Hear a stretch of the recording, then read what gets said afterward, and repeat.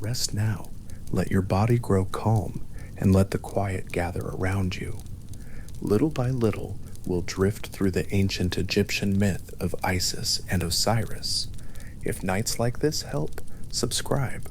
There's a fresh one every evening. The oil lamps have been burning for some time.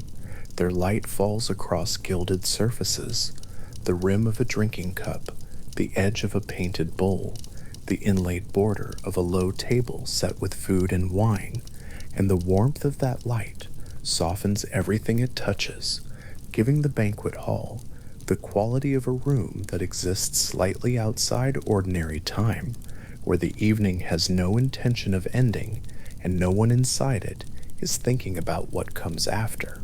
72 guests are arranged around the table. They have been eating and drinking for hours.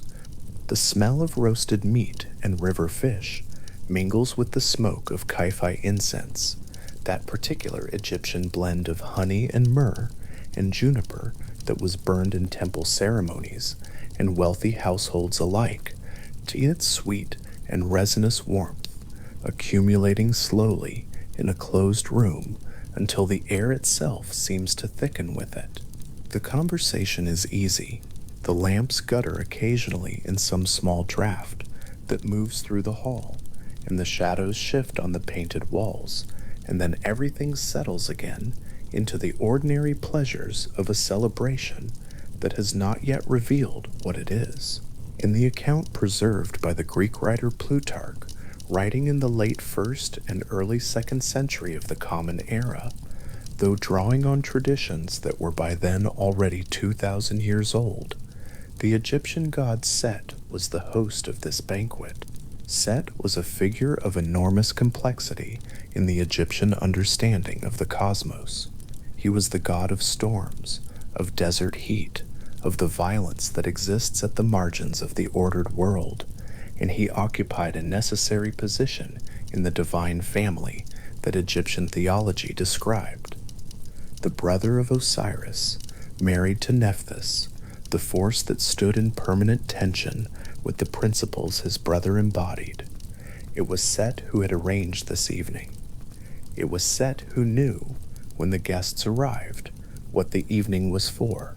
Osiris, in the Egyptian tradition, was the god of the dead and of what lay beyond death, of the particular transformation that awaited every person who had lived and died well, and made the long passage through the hall of judgment.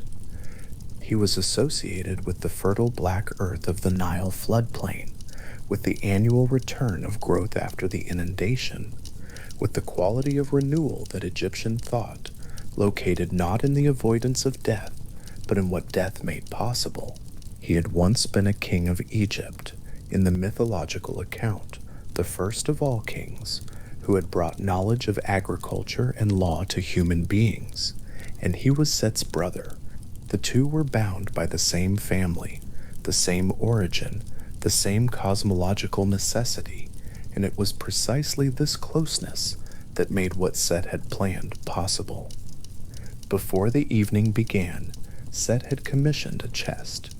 The Egyptian sources describe it as an extraordinarily beautiful object, crafted from fine wood, decorated with gilding and paint, inlaid with the precise ornamental care that Egyptian artisans brought to objects made for ceremonial purposes.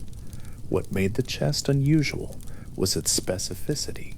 It had been built to a single precise measurement, derived from the exact dimensions of Osiris's body, his height, the breadth of his shoulders, the particular proportions of his frame. Set had obtained these measurements somehow, perhaps through the ordinary knowledge that comes from sharing a household and a lineage, perhaps through something more deliberate, and he had given them to the craftsman without explanation.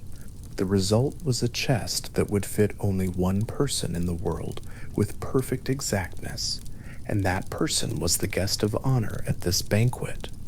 The chest was not present in the hall when the guests arrived. Plutarch's account does not describe the precise moment of its introduction, only that at some point during the celebration, it was brought in and displayed, and that Set offered it as a gift to whichever guest could lie down inside it and fit its dimensions exactly. This was framed as a game, or perhaps as a curiosity, the kind of diversion that a wealthy host might offer at a long evening to amuse guests who had already eaten and drunk well and were disposed toward amusement. One by one, in the account, the guests tried the chest. One by one, they found that it did not fit them, too tall, or too wide, or too short. The 72 conspirators who attended this banquet alongside Set would have known better than to fit it too precisely. They were there for another purpose entirely. Osiris lay down inside the chest, and it fit him, the tradition holds, exactly. The moment the body settled against the interior wood, the conspirators moved, the lid came down, the nails went in along the seams, driven fast into wood, and then molten lead was brought, heated to its liquid state, silver and bright in the lamplight, and poured in a thin, steady stream along the sealed edges of the chest. The lead cooled and hardened quickly. It filled every gap. What had been a beautiful ornamented box became something else, a sealed container, permanent and airtight, from which there was no exit that the body inside it could make for itself. The warmth of the lamps, the smell of incense still in the air, the food still on the table, and the god of the dead, enclosed in wood and led in the middle of a room where the celebration had just quietly ended. The number of conspirators, 72, is one of the details that Plutarch preserves from his Egyptian sources, and it is worth sitting with for a moment, because in the ancient Near East, this number was not arbitrary. 72 appears across several traditions in connection with celestial cycles. The sun, in the astronomical observation of Egyptian and Mesopotamian priests, moves through 1 degree of the zodiacal circle every 72 years, a figure derived from the precession of the equinoxes, that slow wobble of the Earth's axis that shifts the position of the celestial pole over a period of roughly 26,000 years. Whether Set's conspirators numbered 72 because of this astronomical significance, or whether the number was preserved in the tradition because it signaled to initiates that this myth was operating at a cosmological scale, cannot now be determined with certainty. What can be said is that in a tradition as attentive to celestial correspondence as Egyptian religious thought was, the number would not have been chosen carelessly. The conspirators carried the sealed chest out of the banquet hall and down to the river. The Nile at night in the Egyptian imagination was not the same river that moved through the daylight hours, visible and ordered and familiar. It was something older and less predictable, a presence as much as a waterway, the artery through which the life of Egypt flowed, and also the road along which things could be moved from one world to another without trace. Set and his 72 companions came to the bank of the river in the dark, and they cast the sealed chest into the current, and the current took it. There is something particular about the act of using the Nile this way. The river in Egyptian thought was the source of all fertility, the annual gift of water and silt that made cultivation possible in a landscape that was otherwise desert. The inundation, the annual flooding that deposited the black soil of the Nile floodplain along its banks, was not merely a natural event, but a theological one, the moment at which the generative power of the divine world renewed its commitment to the living. To cast the body of Osiris into the Nile was to invert this symbolism entirely, to take the source of life and make it serve concealment and death. The river that was supposed to carry abundance northward to the delta carried instead the sealed body of the god whose resurrection would eventually be understood as the very principle the river's annual return embodied. The tradition holds this inversion without comment, as though the irony belongs to the myth itself and needs no explaining. The chest moved north.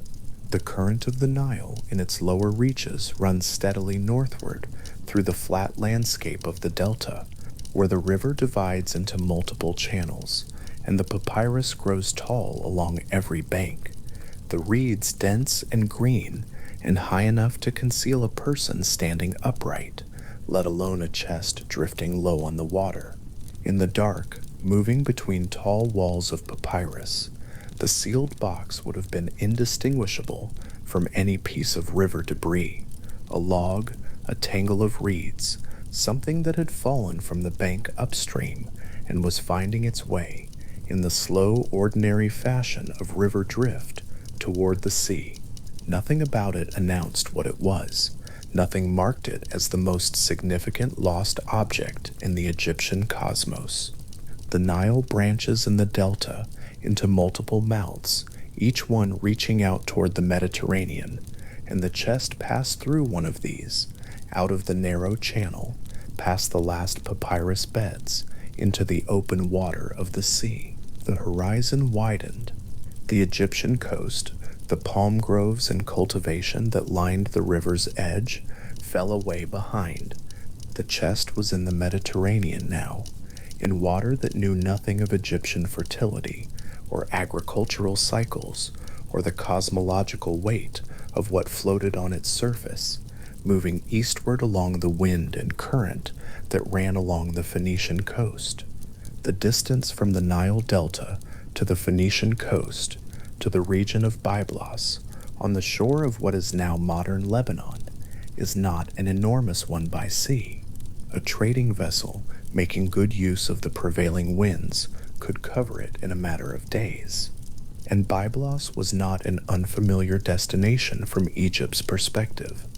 The city had maintained documented trade connections with Egypt for centuries, exporting the cedar wood that Egypt needed for building and for the great funerary barks used in religious ceremony.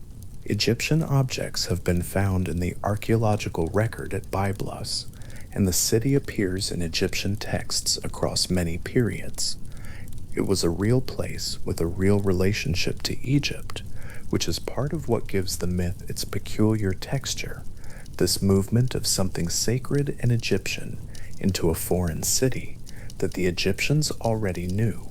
The chest came to rest on the Phoenician shore near Byblos, and here the myth slows, and something begins to happen that belongs to the world the tradition describes, rather than to anything that can be explained in ordinary terms. A tamarisk tree grew. This is not presented in the sources as a remarkable event requiring special notation. It is offered as simply the next thing that occurred, with the matter-of-fact quality that characterizes much mythological narration when it is closest to its own interior logic. A tamarisk tree grew up from the soil near where the chest had come to rest, and it grew swiftly, and as it grew, it drew the chest within itself, its trunk expanding and thickening and closing around the gilded wood until the chest was entirely enclosed. The tamarisk is a real tree, a salt-tolerant shrub, or small tree that grows in coastal and riverine environments across the ancient Near East and Mediterranean, its feathery branches adapted to sandy saline soils, its small-scale flowers appearing in long spikes in spring. It is not a large or imposing tree by the standards of cedar or oak. What made this tamarisk unusual was not its species but what the earth had done with it, drawn the body of a god into itself, and covered it over with bark and wood grain, and the ordinary unhurried growth of a living thing that had no reason to know what it was holding. The tree, once grown, was fragrant. This is a detail that will matter later. The fragrance of the tamarisk, the particular warm resinous scent of its bark and wood, was strong enough to be noticed from a distance, and in the Egyptian understanding of things, fragrance was not a merely sensory quality, but something closer to a divine signature. the way the presence of a sacred thing made itself known to the world around it, even when everything about its exterior appearance argued for its ordinariness. The chest inside the tree was hidden from sight, but the tree itself could be found by anyone who knew how to follow the smell of something more than itself. King Malkander was the ruler of Byblos, according to Plutarch's account, and his palace stood in the middle distance from the shore where the tamarisk had grown. The king had noticed the tree. This is not presented as remarkable, since an unusually large and fragrant tree on the shore near a prosperous city would naturally draw the attention of those who built with wood and valued its quality. What the Egyptian myth tradition holds is that the king found the tree remarkable enough to order it cut and brought into his palace, shaped into a great central pillar, a structural column that would hold up the roof of the royal hall. The work was done. The tamarisk was cut and planed and set in place, and Byblos's palace acquired a pillar that was warm to the touch and smelled, on warm days, of something that no one in the court could entirely name or account for. The chest was inside the pillar now. The body of Osiris was inside the chest, inside the pillar, inside the palace of a foreign king who had no knowledge of any of this, who had built his home around a mystery without knowing it was there, who walked past it every day in the ordinary business of ruling a prosperous Phoenician port city, and noticed only, perhaps, that the air in his hall smelled unusually pleasant, and could not have said why. The story at this point rests for a moment in this image, and the image is worth staying with. There is something in it that the myth turns to repeatedly in different forms. The idea that the most significant things in the world are often entirely invisible to those who are closest to them. The king's palace holds the body of the god of death and resurrection inside its central structural support. Every ceremony held in that hall, every diplomatic audience and royal meal and night of entertainment takes place in the presence of something that entirely exceeds the context it has been placed in. The palace is held up by what it does not know it contains. This is not framed as ironic or darkly comic in the tradition. It is simply the next stage of the thing that has been set in motion, the form that the hiding takes before the finding can begin. What the myth also preserves in this image is the strangeness of the geography. Osiris is in Phoenicia, the god whose body and resurrection would eventually be understood as the animating principle of Egyptian agricultural life, whose annual return was indexed to the Nile's flooding, whose green skin corresponded to the new growth appearing along the riverbanks, whose death and reconstitution structured the most important funerary rites in the ancient Egyptian world, is in a city on the coast of Lebanon, enclosed in a tree that has been cut into a palace pillar, surrounded by people who speak a different language, worship different gods, and have no particular reason to concern themselves with what happened at a banquet in Egypt some months ago. The sea is behind the tamarisk's site now, visible in the middle distance from the palace. The Mediterranean, in the Egyptian imagination, was a foreign and somewhat unpredictable body of water, not the river, not the inundation, not the known geography of cultivation and flood that structured Egyptian life, but something that belonged to a wider world that operated by different rules. The chest had crossed that water. It had traveled from the center of the Egyptian cosmos to its edge, and then beyond that edge to a place that was simply elsewhere, present, real, known by name and by trade relationship, but emphatically not home. And yet the myth holds all of this, the entire distance, with a quality of patience that seems appropriate to the scale of what has been hidden. The tamarisk stands on the Phoenician shore.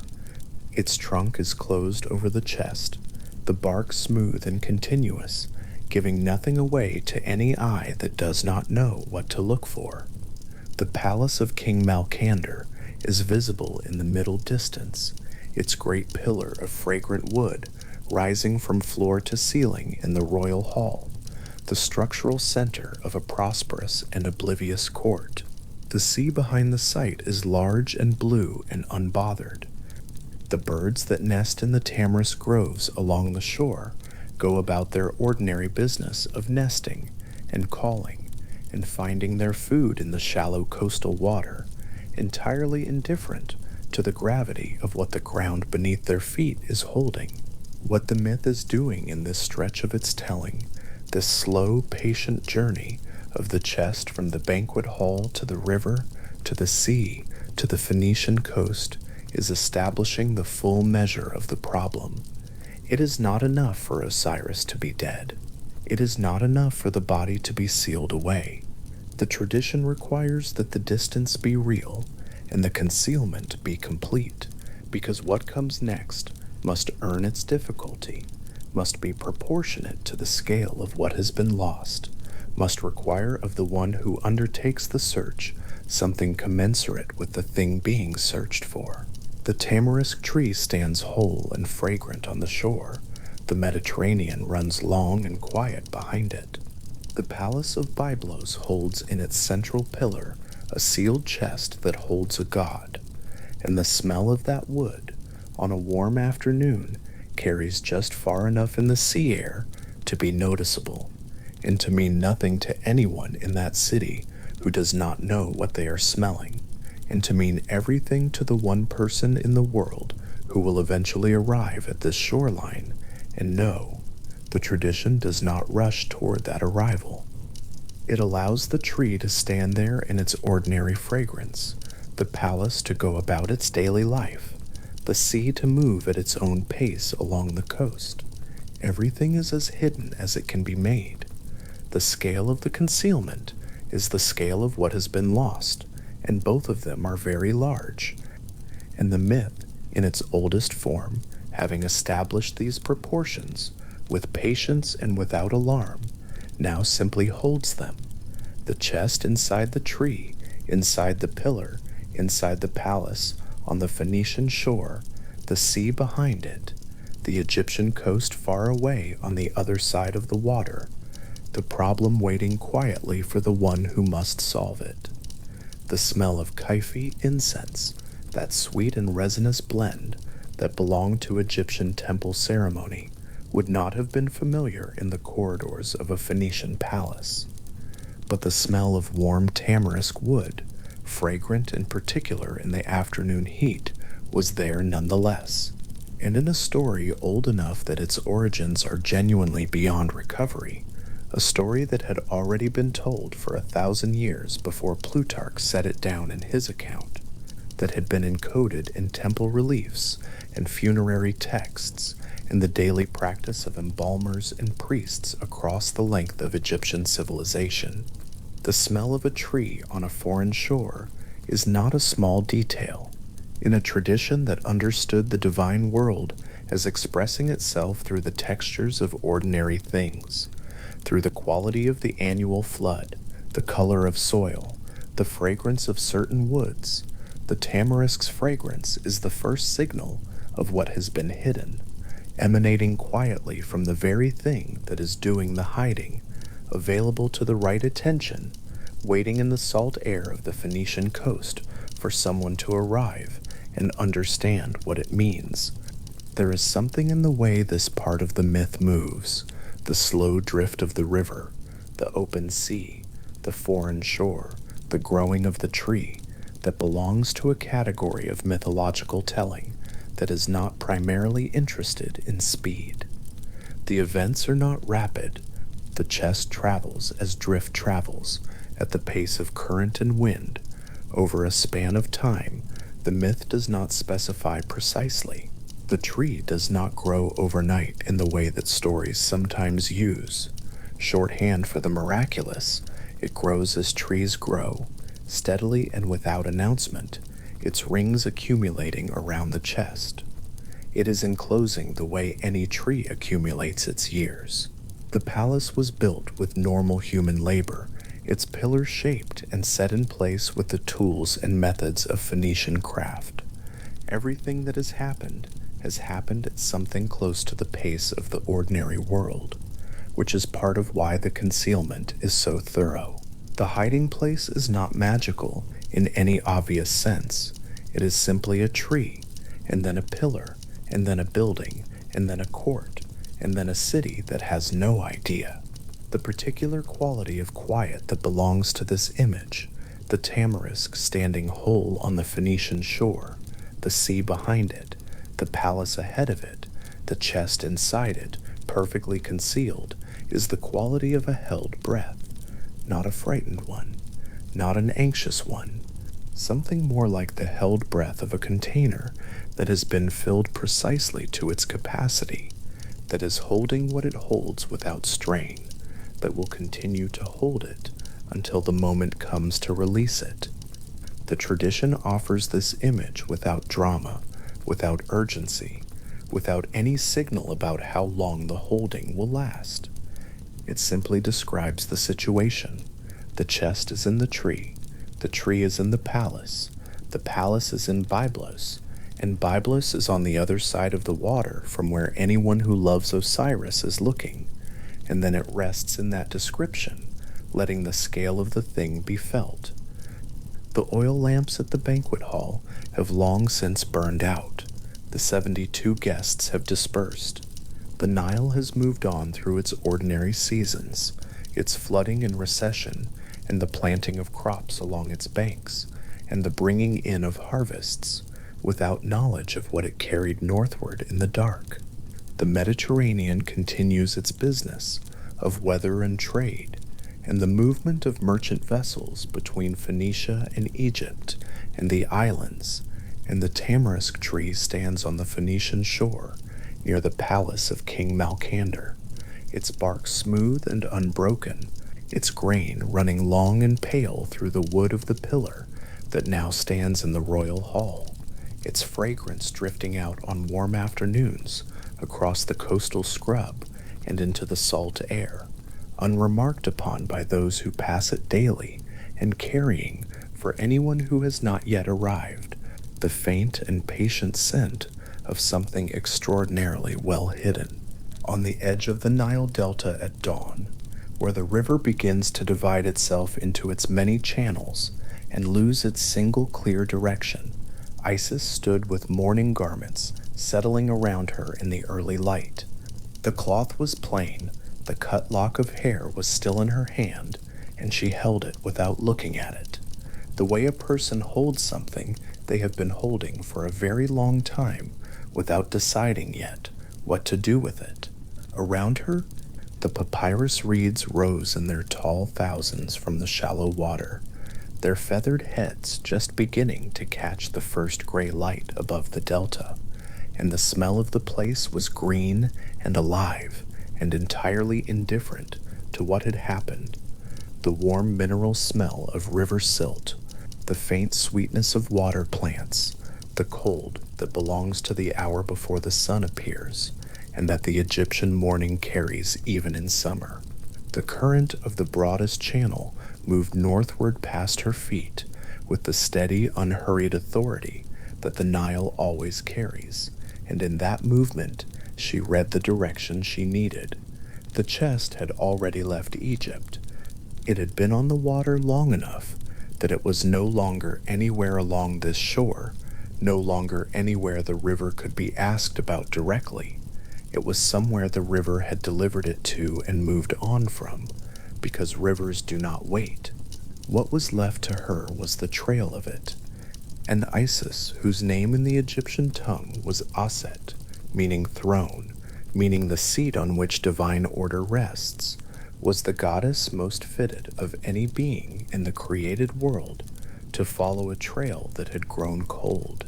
The tradition describes her as a goddess of protective magic and strategic cunning, and what those words mean when they are turned into action is someone who thinks before she moves, and moves in ways that are not predictable. She did not go openly. Set's reach extended through much of the Egyptian world at that moment. and his agents were positioned along routes that a grieving queen might plausibly take, watching for exactly the kind of search a grieving queen would conduct. So Isis did not conduct that kind of search, she went in plain garments through the places no agent would bother watching, the reed margins, the shallow backwaters, the muddy paths between the water and the cultivated ground, where only fishers and marsh workers moved in the early morning. She went the long way, the quiet way, the way that looked like nothing in particular. The papyrus marshes of the Nile Delta held her for some days in their green interior, and the Egyptian tradition holds that the marsh had its own relationship with the divine world that made it a different kind of space, porous in some way that drier ground was not, a place where the boundary between the natural order and something older grew thin. Herons moved in the shallow water ahead of her, stepping with the excessive care that large birds bring to uncertain ground. Frogs called from somewhere inside the reed beds in the early mornings, before the heat rose and the marsh fell quiet. The water was sometimes ankle deep and sometimes knee deep, and the bottom was soft in the way that delta silt always is, dark and yielding, the accumulated centuries of river deposit that had made this region the most fertile in the ancient world. It was in the marshes that she encountered the children. They were playing near the water, as children near water always do, in the way that is indistinguishable from working, catching things, releasing them, building something at the water line that would not last, or entirely absorbed in the present moment, in the way that the Egyptian religious tradition understood children to be. That understanding is worth pausing on. In Egyptian belief, children occupied a position closer to the divine world than adults did, not because of innocence in any moral sense, but because they had arrived more recently from wherever people come from, before they are born, and that closeness had not yet worn away. They perceived things. They remembered things they could not have been present for. They could sometimes describe, without understanding what they described, what they had seen pass by on the water. These children had seen the chest. They described it without knowing what it was, a large wooden thing, closed, riding lower in the current than it should have, for something that looked like a box. They pointed north, toward the place where the delta channels came together, and the river released itself into the sea, and their pointing was more specific than pointing usually is. Isis listened to them. She did not dismiss what they said because they were small or because they could not explain how they knew what they knew. The tradition says she heard the direction in their words and followed it, and that is all the tradition needs to say. She moved through the delta margin toward the sea, and the landscape changed, as it always does, as the delta approaches the Mediterranean, the reed beds thinning, the channels widening, the light becoming a particular quality of brightness that belongs to places where a large body of water is close, and the air begins to carry its salt. The current that had taken the chest had carried it out past the delta mouth and into the open sea, and the sea had carried it east along the Phoenician coast, and the Phoenician coast had brought it eventually to the harbor of Byblos, a port city that had been trading with Egypt for centuries, that spoke a version of the Egyptian world back to Egypt in its architecture and its commerce, that would have been to any Egyptian traveling north by sea a place with the particular comfort of the already half-familiar.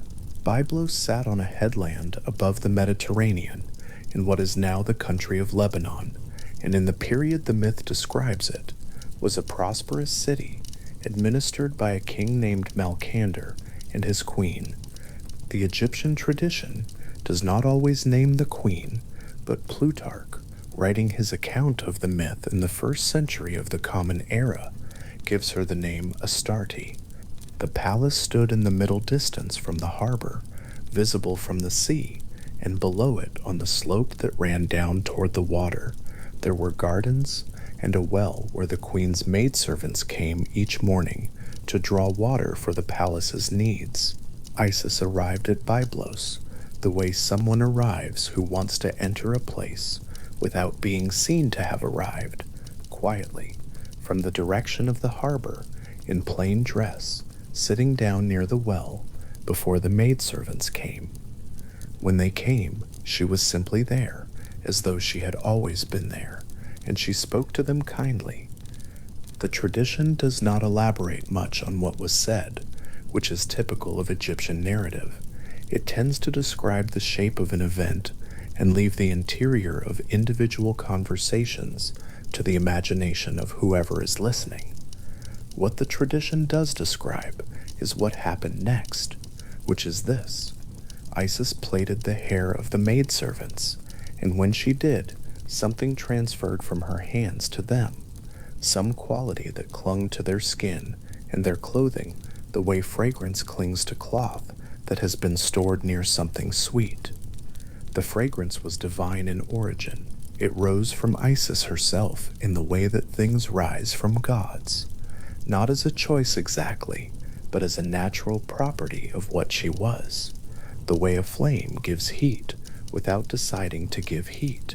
When the maidservants walked back up the slope toward the palace, carrying their water jars, the fragrance came with them, an inexplicable sweetness in the warm Phoenician afternoon, and when they arrived in the queen's presence, the queen noticed it immediately and asked where it had come from.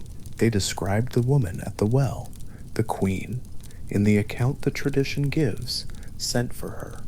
The palace at Byblos occupied the kind of space that Mediterranean palaces of the period tended to occupy, arranged around a central hall, the rooms opening off it, in the way that makes a palace feel like a series of progressively interior worlds, each one slightly more private than the last. The great hall was held up by pillars, and one of those pillars, the one at the center, was a column of tamarisk. King Malkander had ordered it cut from an extraordinary tree that had grown on the shore near the palace. Extraordinary because of its size, which was unusual for a tamarisk, and because of its fragrance, which was stronger than tamarisk usually carries. He had ordered it shaped and set in place as the central pillar of his hall, where it stood pale and fragrant, its grain running in long, smooth lines from the stone floor to the ceiling above, indistinguishable to anyone who did not know what it contained. Sealed inside the pillar, still inside the chest that Set had nailed shut and sealed with lead at the seams, was the body of Osiris. The tamarisk had grown up around the chest on the shore, while the chest rested there, its roots finding the wood and its bark closing over the gilded surface, the way bark closes over anything that rests long enough against a living tree, slowly, gently, until the boundary between what was planted and what was found disappears. The king had not known what the tree held. No one in the palace knew. The chest had been inside the pillar for whatever time had passed between the chest coming to rest on the shore and Isis arriving at the well below the palace gardens, and in all that time the body of Osiris had been quietly present in the king's own hall, holding up his roof. Isis came into the palace and was given a position of welcome. The tradition accounts for this through the fragrance and the evident quality of her presence. There is something about how she is described in the Egyptian sources that suggests visibility without loudness, a quality of being noticed without having performed anything to be noticed for. The queen, whose infant son was small and in uncertain health, offered Isis the role of wet nurse. Isis accepted.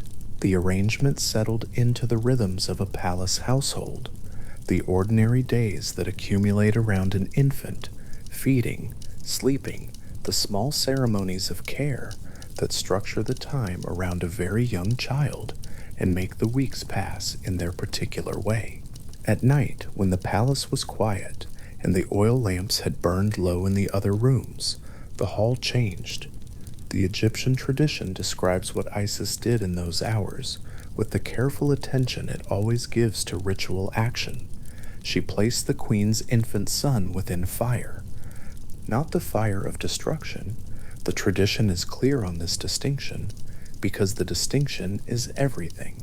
The flame that moved around the child was not burning him, but burning away the mortal quality that would otherwise limit him, the part of a human being that ages and sickens and eventually does not come back. She was making him immortal by the only method available for such a thing, which required fire, required night, required the specific quality of divine attention that only Isis could bring to the act. The child did not cry. The flames moved around him gently, the way the light of a lamp moves around an object placed within it, without touching it, without reducing it. The queen found them. The tradition does not explain exactly why she came to the hall in the middle of the night.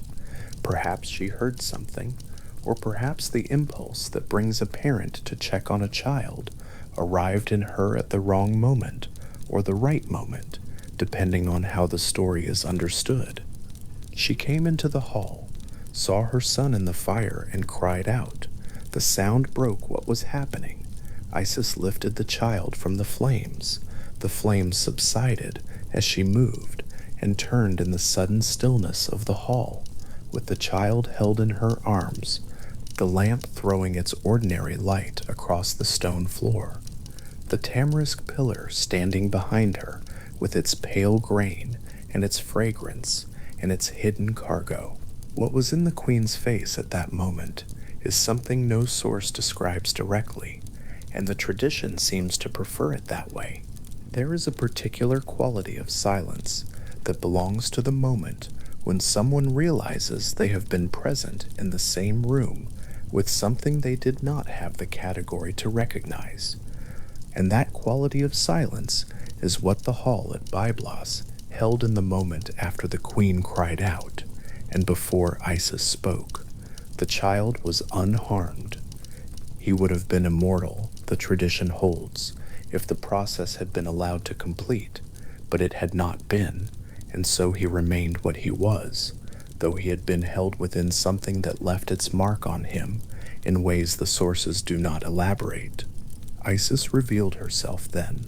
The way the Egyptian tradition describes divine revelation tends toward the sudden and the complete, not a gradual accumulation of evidence that eventually becomes undeniable, but a moment of clarity in which the ordinary presentation that has been in place simply withdraws, the way a cloth is drawn aside, and what is behind it is simply and entirely there.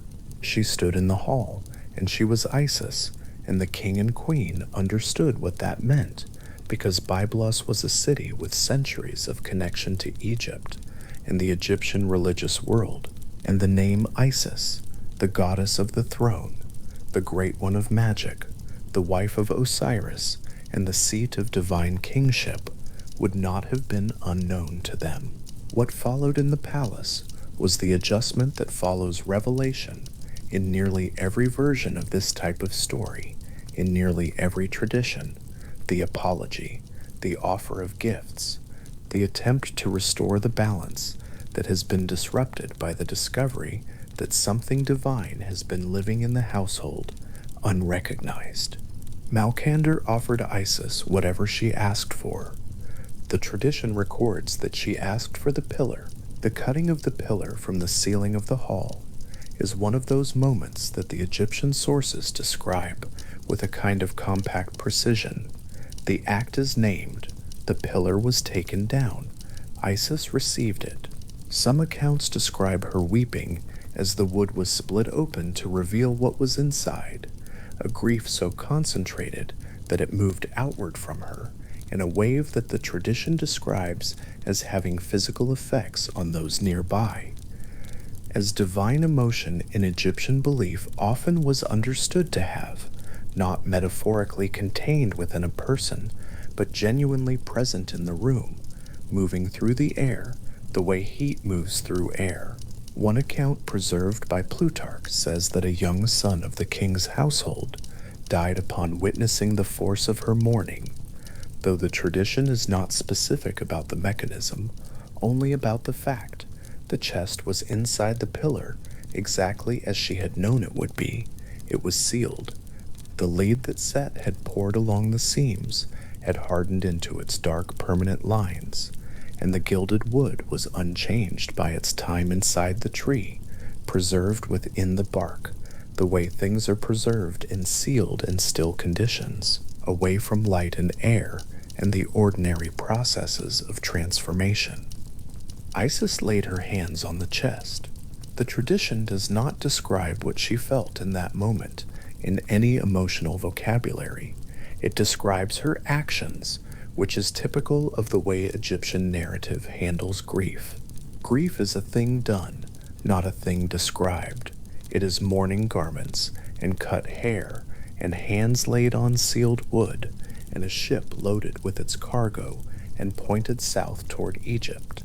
Malcander and his queen offered the wood of the tamarisk pillar to Isis as a gift, and in the accounts that record this, the wood was wrapped in linen and anointed with oil and sent with her on the ship, returned to Egypt as a sacred object, because it had held what it held, and that contact was understood to have changed it permanently. Byblos remembered the event. The Egyptian tradition records that the city maintained a relationship with the Osirian cult afterward, which is consistent with the centuries of commerce and cultural exchange between Egypt and the Phoenician coast that the historical record documents through trade goods, textual references, and the presence of Egyptian objects in Phoenician burial sites. The ship that took Isis south carried the chest on its deck, lashed against the movement of the sea, the Mediterranean behind, and the slow dark line of the Egyptian coast ahead. The Phoenician stars moved overhead in their usual order, unchanged by what the ship was carrying, indifferent in the way that stars are always indifferent to the specific weight of what passes below them. The smell of salt water, which had been the dominant smell throughout the journey north, gave way gradually as the vessel approached the delta, the first hint of river freshness arriving long before the coast was visible, carried on the north wind that blows down the delta toward the sea. The particular smell of moving fresh water and river plants and silt that is unlike any other smell in the world, and that every Egyptian who had ever been at sea would have recognized as home. The delta appeared on the southern horizon as a low dark line, then as individual details, the mouths of the channels catching light, the reed beds visible as a texture along the waterline, the birds that live at the margin between the river and the sea, turning in their patterns above the shallow water, where both meet. Isis stood at the ship's rail and watched Egypt come toward her, the chest behind her on the deck, the sun descending toward the western horizon in the way it always descends over the delta with a particular flatness, the light spreading sideways across the reed beds and the channels in long horizontal lines. She brought the chest ashore in the dense papyrus marshes near the mythological site of Chemis, a region the Egyptian tradition held in a specific kind of regard. Chemis was understood to exist at the edge of things, not wild exactly, but liminal, which is a word that means occupying the boundary between two states, the way a threshold occupies the boundary between inside and outside. In Egyptian belief, the boundaries between the divine world and the natural world were not everywhere equally permeable. At Chemis, they were especially so. The marsh held its own logic, its own relationship to what was real and what was possible, and it was in this marsh that Isis concealed the chest, settling it among the roots of the papyrus reeds, where the dark water closed over it, and the tall stems rose in their dense wall on every side.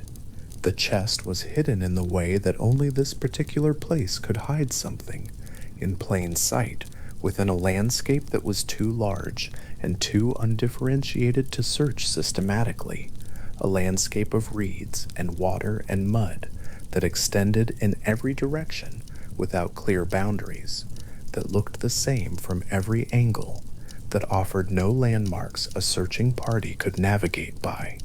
The water was black around the roots of the reeds.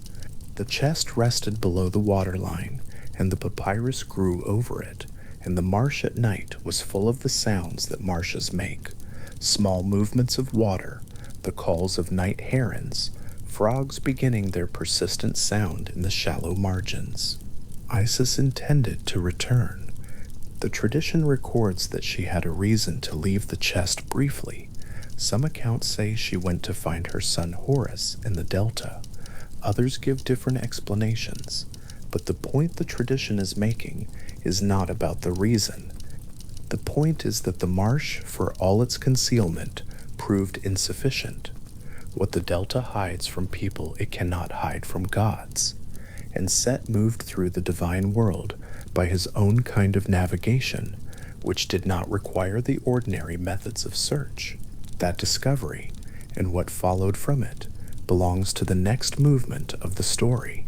What belongs here, what rests here, in this moment of the myth, in this particular pause between one difficulty and the next, is the image of Isis standing in the palace hall at Byblos, one hand resting against the great tamarisk pillar. The wood is warm under her palm. It carries the faint fragrance of the living tree it came from, the slightly sweet, slightly resinous smell of tamarisk wood that has been sealed within a living trunk and kept from the open air. The chest is inside it. She knows this the way she knows everything she knows, not because she deduced it, but because the goddess of the throne knows where the throne's foundation is, and the body of Osiris is the foundation of the divine order she embodies. The hall is quiet around her. The oil lamps burn in their brackets along the walls, throwing the pale grain of the pillar into long warm shadows that run up toward the ceiling. The king and queen are somewhere in the palace at a short distance, having seen what they saw, and now existing in the altered state of people who have been changed by an understanding they did not seek and cannot undo. The child Isis carried and held within the flame is sleeping somewhere in the palace, whole and unchanged from what he was, and slightly more than what he would have been, in a way the tradition declines to measure. And the pillar stands there, warm and fragrant, the wood smooth under her hand, all of it exactly where it was always going to be. The chest found, the body recovered, the search across two worlds completed in this specific hall, at this specific hour, the lamplight steady, the Mediterranean audible somewhere beyond the palace walls, in the low sound that the sea makes when it is not far away, and the night is still. The hardest part is only now beginning. This is simply where what comes next can finally start. The chest recovered, the hiding place revealed, the trail followed to its end, the lost thing precisely located in the one place in all the world it turned out to be. The tamarisk pillar stands in the hall at Byblos, with its pale wood and its long grain and its cargo now known, the sea visible through the palace windows in the darkness, the smell of the Phoenician coast on the night air. The chest is inside it. Isis has her hand against the wood. Somewhere to the south, Egypt is continuing in the way it always continues, the river running north through the delta to the sea, the reed beds moving in the river wind, the black water carrying the night in its current toward the Mediterranean. Whatever is going to happen next will happen. The wood is warm, the lamp burns steadily, the found thing waits to be opened. On the deck of a ship moving south through the night, with the Mediterranean behind her, and the low dark line of Egypt beginning to appear on the horizon ahead, Isis kept watch beside the chest. The sea smell was still strong, salt and open water, the particular cleanness of deep ocean air, but underneath it now, carried on the wind off the approaching coast, something else was beginning to arrive, the sweetness of river water, the green living smell of the delta, where the Nile pushes its fresh water out in long braided channels through the reeds and the shallow mudflats, diffusing into the sea in a wide fan of currents that smell of silt and root and growth. She would have known that smell from a great distance. It was the smell of Egypt, and Egypt was what she was returning to. The chest was secured on the deck before her. Its wood was dark and sealed, its seams closed with hardened lead that had been poured in a thin line around every edge. The tamarisk tree at Byblos had grown around it for what the tradition holds was a considerable span of time, and the wood of the chest had taken on something of the wood around it, a faint resinous warmth that rose from the grain when the sun had been on it, a fragrance that was neither entirely tamarisk nor entirely cedar, but something between. Isis had her hand resting on its lid. The ship moved south through the last of the night, and the horizon ahead grew slowly more distinct as the sky behind her began to lighten in the east. The delta appeared first as a smell, then as a sound, the calling of marsh birds in the pre-dawn dark, the particular thin cries they carry over flat water, and then as a shape, the land coming up low and indistinct from the sea, its outline broken by the reeds and the mouths of channels, the whole coast featureless to any eye that didn't know it. Isis knew it. She knew where the current ran, which channels led inland, where the papyrus grew thick enough that a small vessel could be hidden entirely from view, from the bank. She was the goddess the Egyptians called Aset, the throne, the one whose power was above all protective and strategic, who had moved through Set's monitored territories in plain clothing and gathered intelligence from children at the water's edge, and breathed her divine fragrance onto the maidservants of a foreign queen, and worked her way into a palace the length of the Mediterranean away. She knew how to move without being seen. She knew what needed to be concealed, and how to conceal it, and for how long. What the tradition describes next carries the particular weight of a detail that feels both inevitable and deeply sorrowful. The chest brought safely home across open water, only to require hiding again, and immediately in the same landscape it had been taken from. She could not bring it to a temple. She could not set it in any place that Set's agents, who moved through Egypt as his spies and watchers, would be likely to find. The delta marshes offered the only cover that was both immediate and adequate. The dense papyrus stands, the shallow channels that wound through them, in patterns that changed with the flood and the dry season, the places where the reeds grew so closely together that the water between them was entirely invisible from any distance.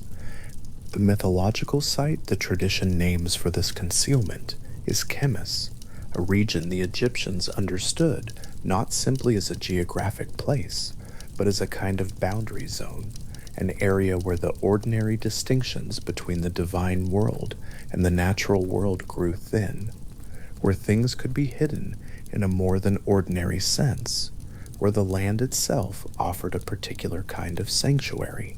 The papyrus grew tall on either side as the vessel moved into the channels, the reeds closing over the water ahead, the sky above narrowing to a pale strip. The bird calls were louder here, closer, coming from every direction through the green stems, the ibis, the heron, the small waterfowl that nested in the reeds by the thousands. The light was still low, still gray, the sun not yet risen, but the darkness fully gone. Everything visible in the particular flat, directionless light that comes just before the first color appears in the east. Isis moved through this landscape with the chest, through the channels and the reeds, to the place she had chosen. She left it there. The tradition does not specify what she did next, and that silence is itself a kind of answer. She did not remain with it, because remaining with it would have drawn attention to it, and the first obligation was to its concealment. What the myth holds is that for a time, the chest rested hidden in the marshes at Chemis, and that the hiding seemed to hold. The papyrus closed around it, the way the tamarisk tree at Byblos had closed around it before, the landscape folding it in, the water and the reeds, and the particular quality of that liminal ground, offering a kind of cover that seemed adequate, that seemed sufficient, that seemed for a time to have worked. Set was hunting in the delta marshes when he found it. The tradition preserves this as a nocturnal event, a hunting expedition conducted in the dark, by night, which was the domain Set was most associated with and most comfortable in. He was a god of desert and storm and the particular violence of the uncontrolled, the places outside the ordered world where the boundaries that sustained life were thinnest. A night hunt through the delta marshes would not have been an unusual activity for him, and the tradition does not specify precisely what he was hunting, only that he was there, moving through the same reeds and channels, in the same geography, where Isis had hidden what she had brought back from Byblos. Some versions of the myth hold that he found the chest by chance, that a nocturnal hunter in that region, moving through those channels in the dark, might simply encounter something resting in the reeds that had no reason to be there. Other versions hold that his own divine senses guided him, that a god of his particular nature could not move through a landscape where the body of Osiris was hidden without something in him registering the presence. The way certain instruments register disturbances, too faint for ordinary detection. Both are possible within the logic of the tradition. The outcome is the same either way. He recognized the chest. He recognized what was inside it. The tradition is precise about what happened next, and the narration holds it with the same calm distance it holds everything else, because the events are what they are, and they have their own weight, and that weight does not require any additional register to be felt. Set took the body from the chest and dismembered it. The number preserved by Plutarch, writing in the 1st century of the Common Era and drawing on sources that were already ancient in his time, is 14 pieces. Some Egyptian temple texts, particularly those associated with the cult centers where specific pieces were venerated, cite a larger number, as many as 42, one for each nome, each administrative district of Egypt, so that the mapping of Osiris's body onto the map of Egypt was perfectly and completely achieved. But 14 is the number that has come down most consistently in the sources available, and 14 is the number the tradition most often holds to. The pieces were scattered across the length and breadth of the country. This is the detail that gives the myth its particular geographic scope, the thing that transforms it from a story about one god and his family into something that describes the entire physical landscape of Egypt, that makes the myth, in a meaningful sense, a map.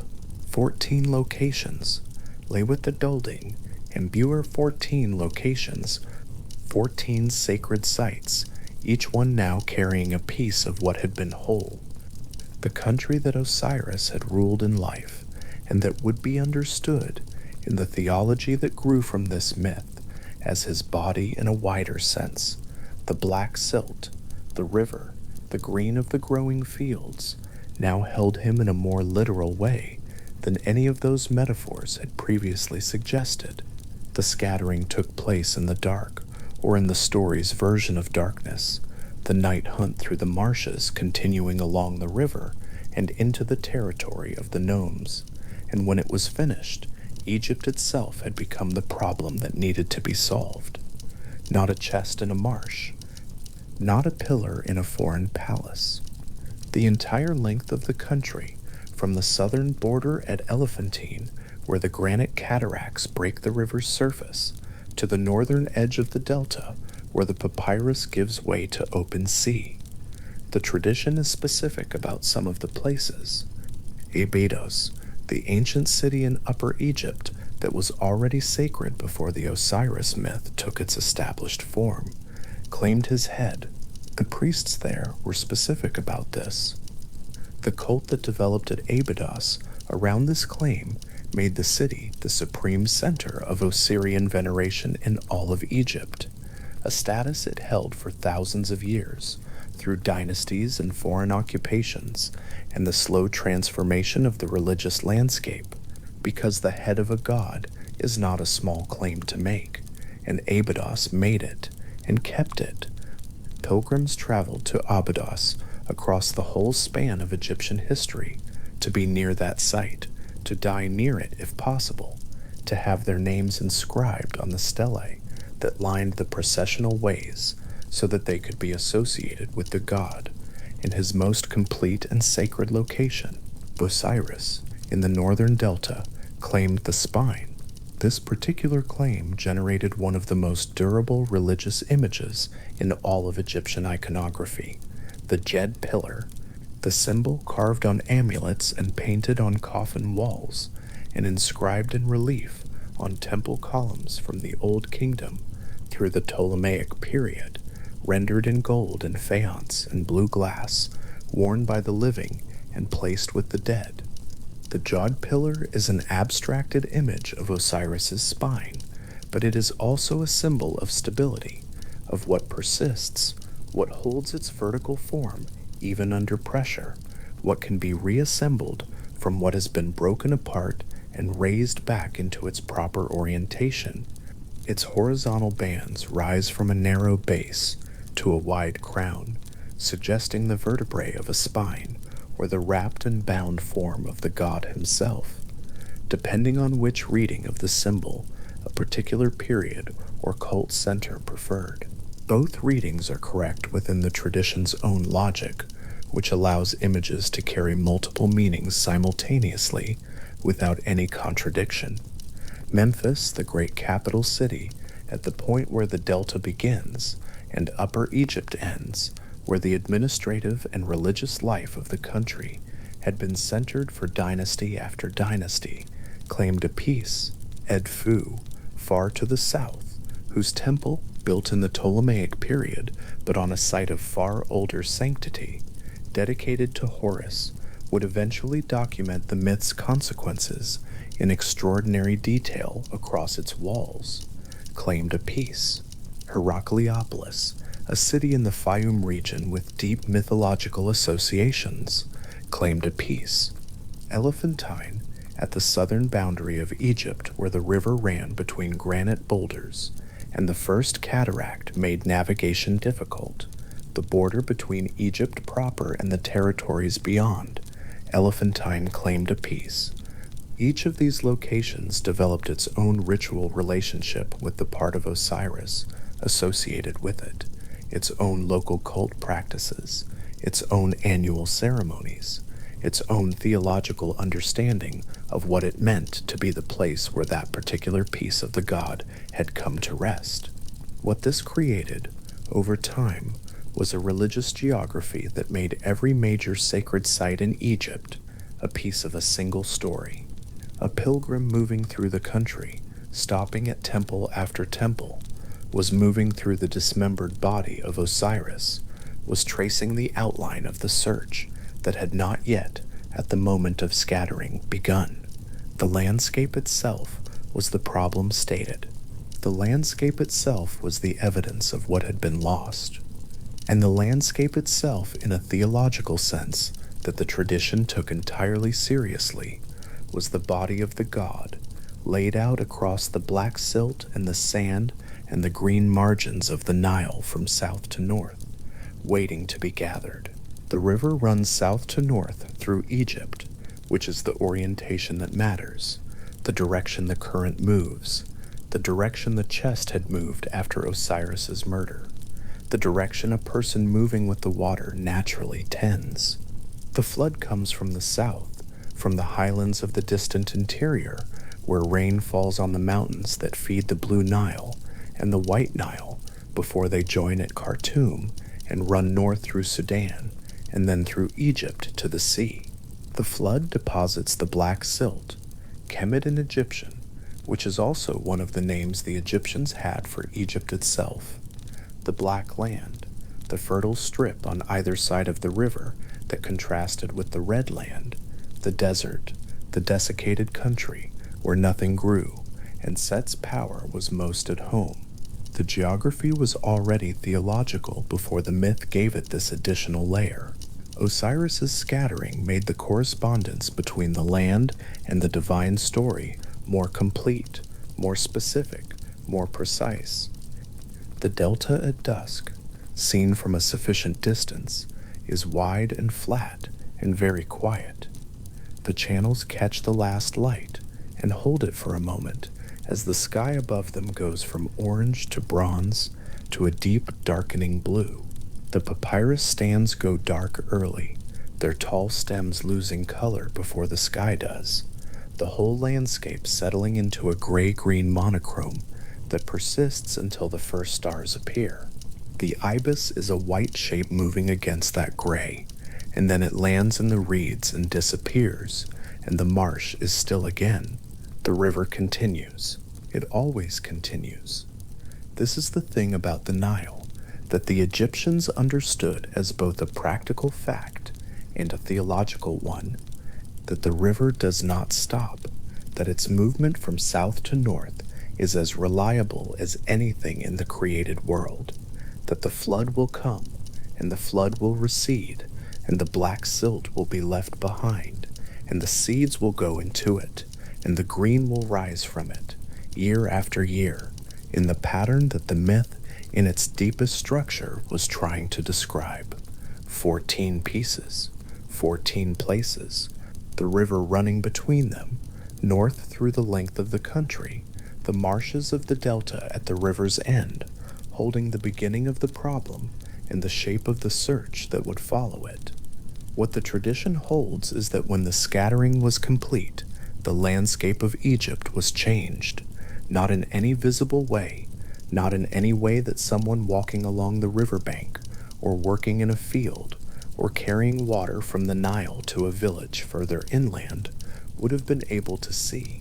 The river looked the same, the sky looked the same, the papyrus stood in the same channels, the birds called in the same rhythms, the flood came and receded on its usual schedule, but something had been distributed across it that had not been there before, or rather, something that had been whole had been made not whole, and the country now held that not wholeness in its geography, in the specific clay and silt and sand of 14 places, scattered from the southern border to the northern sea. The land had become a record of what had been done to it. The land had become the thing that needed to be searched. Egypt in this accounting is not simply the setting for the myth. Egypt is what the myth is about, the body of the god as the body of the country, the scattering of that body as a way of saying that something essential to the right ordering of the world had been broken into parts and scattered, and that the work of making it whole again was not a small private task for one grieving figure, but something that involved the entire physical geography of a civilization, from its southernmost border to the delta where the river disperses itself into the sea. The myth takes this seriously. The theology that grew from it took it seriously for 3,000 years. The temple texts, the funerary papyri, the amulets pressed from faience and fired in kilns and placed on the chests of the dead, the annual festivals at Abydos and Busiris, all of these were responses to the same understanding that the body of Osiris was distributed through Egypt's landscape, and that the work of gathering and restoring it was ongoing, performed anew each year in ceremony and ritual, described in spell texts recited over the dead, so that each deceased person might participate in the same gathering and the same restoration that Isis would undertake. The Jed pillar carved in relief on a temple wall at Busiris holds its vertical shape in the stone, as it has for a very long time. Its horizontal bands are precise, each one carved with care, the proportions deliberate, the lines clean. It is an image of the spine of Osiris, which is to say, it is an image of what holds a body upright, what allows a body to be vertical rather than horizontal, what makes the distinction between the living orientation and the dead one. When Egyptian priests performed the Djed pillar raising ceremony, an annual ritual documented in temple reliefs, in which a Djed pillar was raised from horizontal to vertical with ropes, and from enacting the resurrection of Osiris, they were performing in compressed and physical form the same movement the myth describes, from scattered to gathered, from broken to whole, from horizontal to upright. The stone image holds this meaning in its grain in the particular way. The light falls across the carved bands in the late afternoon when the sun comes through the temple's upper windows at a low angle and touches the relief in a way that makes the horizontal lines seem to catch and hold the light separately, each band distinct from the ones above and below it. The whole image more three-dimensional than it seems in the flat morning light. The search, when it began, would move through all of this landscape, through the delta, and up the river, south into Upper Egypt, past the cities, and the farmland, and the desert margins, to the southern border and back. It would take what had been scattered and gather it. That work had not yet started. The pieces were where Set had left them. The landscape was wide and quiet, and already, in its quietness, beginning to constitute the map of what needed to be found. There is a quality particular to large flat landscapes at dusk, the way the sky seems to grow larger as the light diminishes, the way distance becomes harder to judge when the reference points that organize space and daylight lose their color and their sharpness. The Nile at dusk has this quality. The river itself is still visible, still moving, its surface picking up whatever color remains in the sky and returning it slightly darkened, slightly wavered. The fields on either bank go dark from the ground up, the green fading first to gray and then to a color that is neither green nor gray, but some combination of both that has no specific name. The desert beyond the fields holds the light longer, the sand reflecting back the last of it when everything else has already surrendered it, and for a moment in the evening the desert is brighter than the farmland it borders, the red land outlasting the black land in the light before the dark takes both.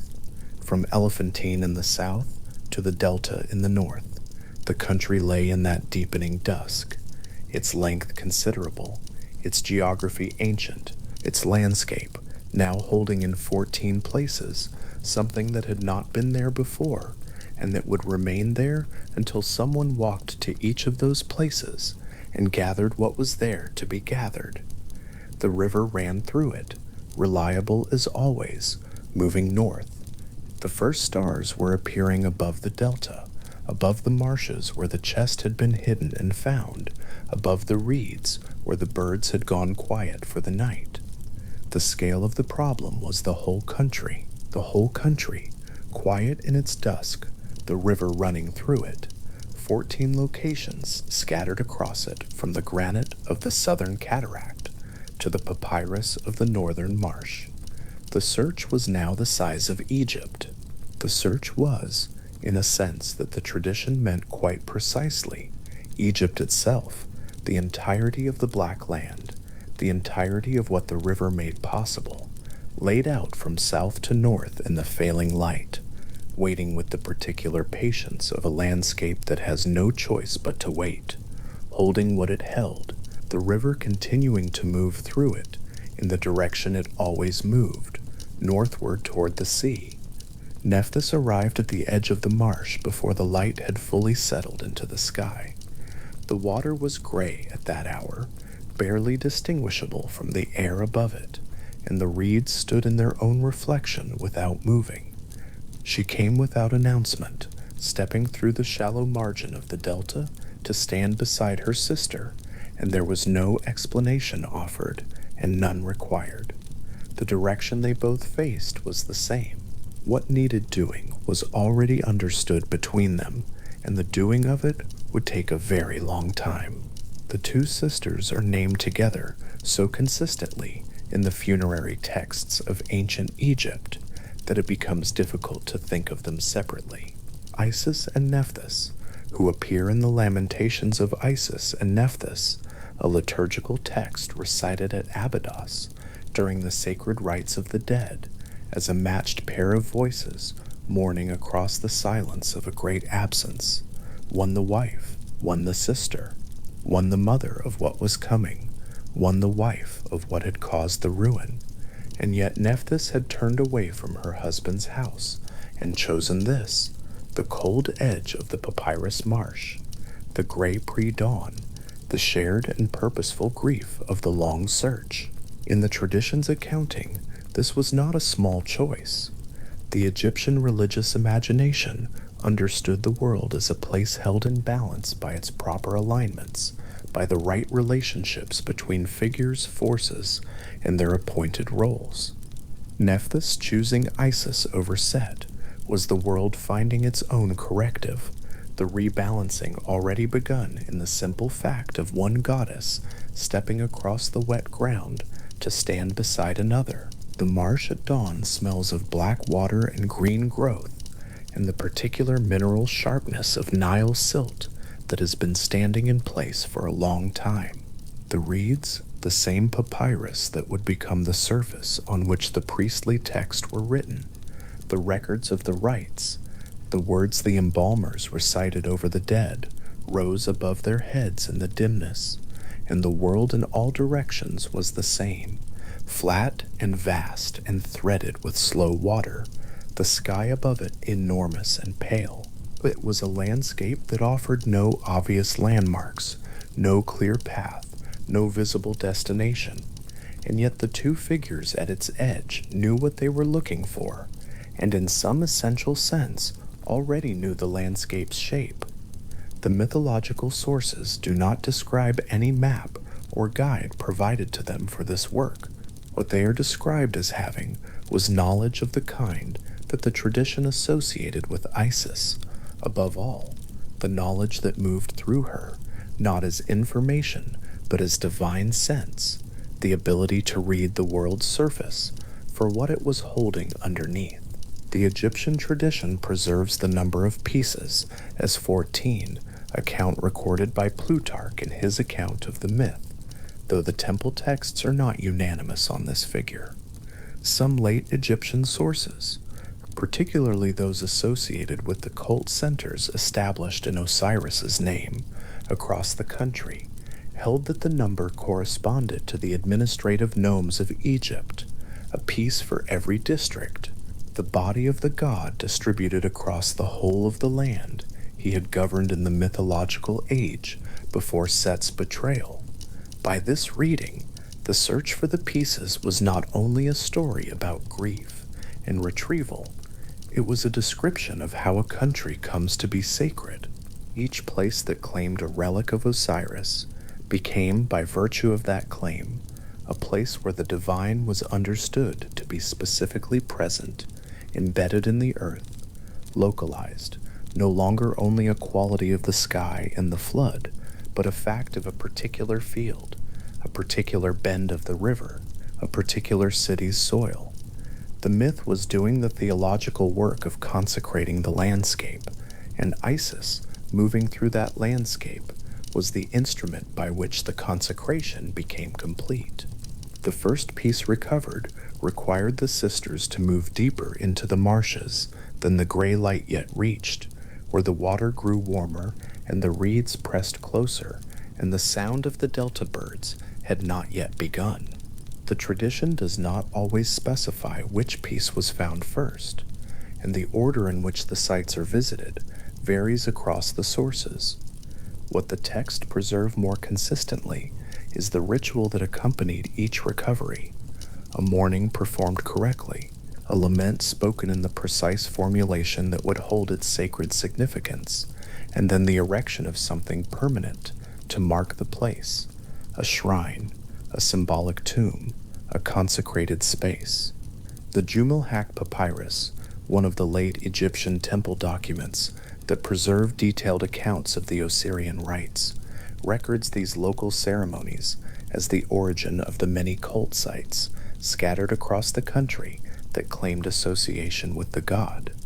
Each small shrine, still damp from the clay worker's hands when it was first set in place, was understood to be a permanent record of something that had happened here, not a commemoration, a continuation.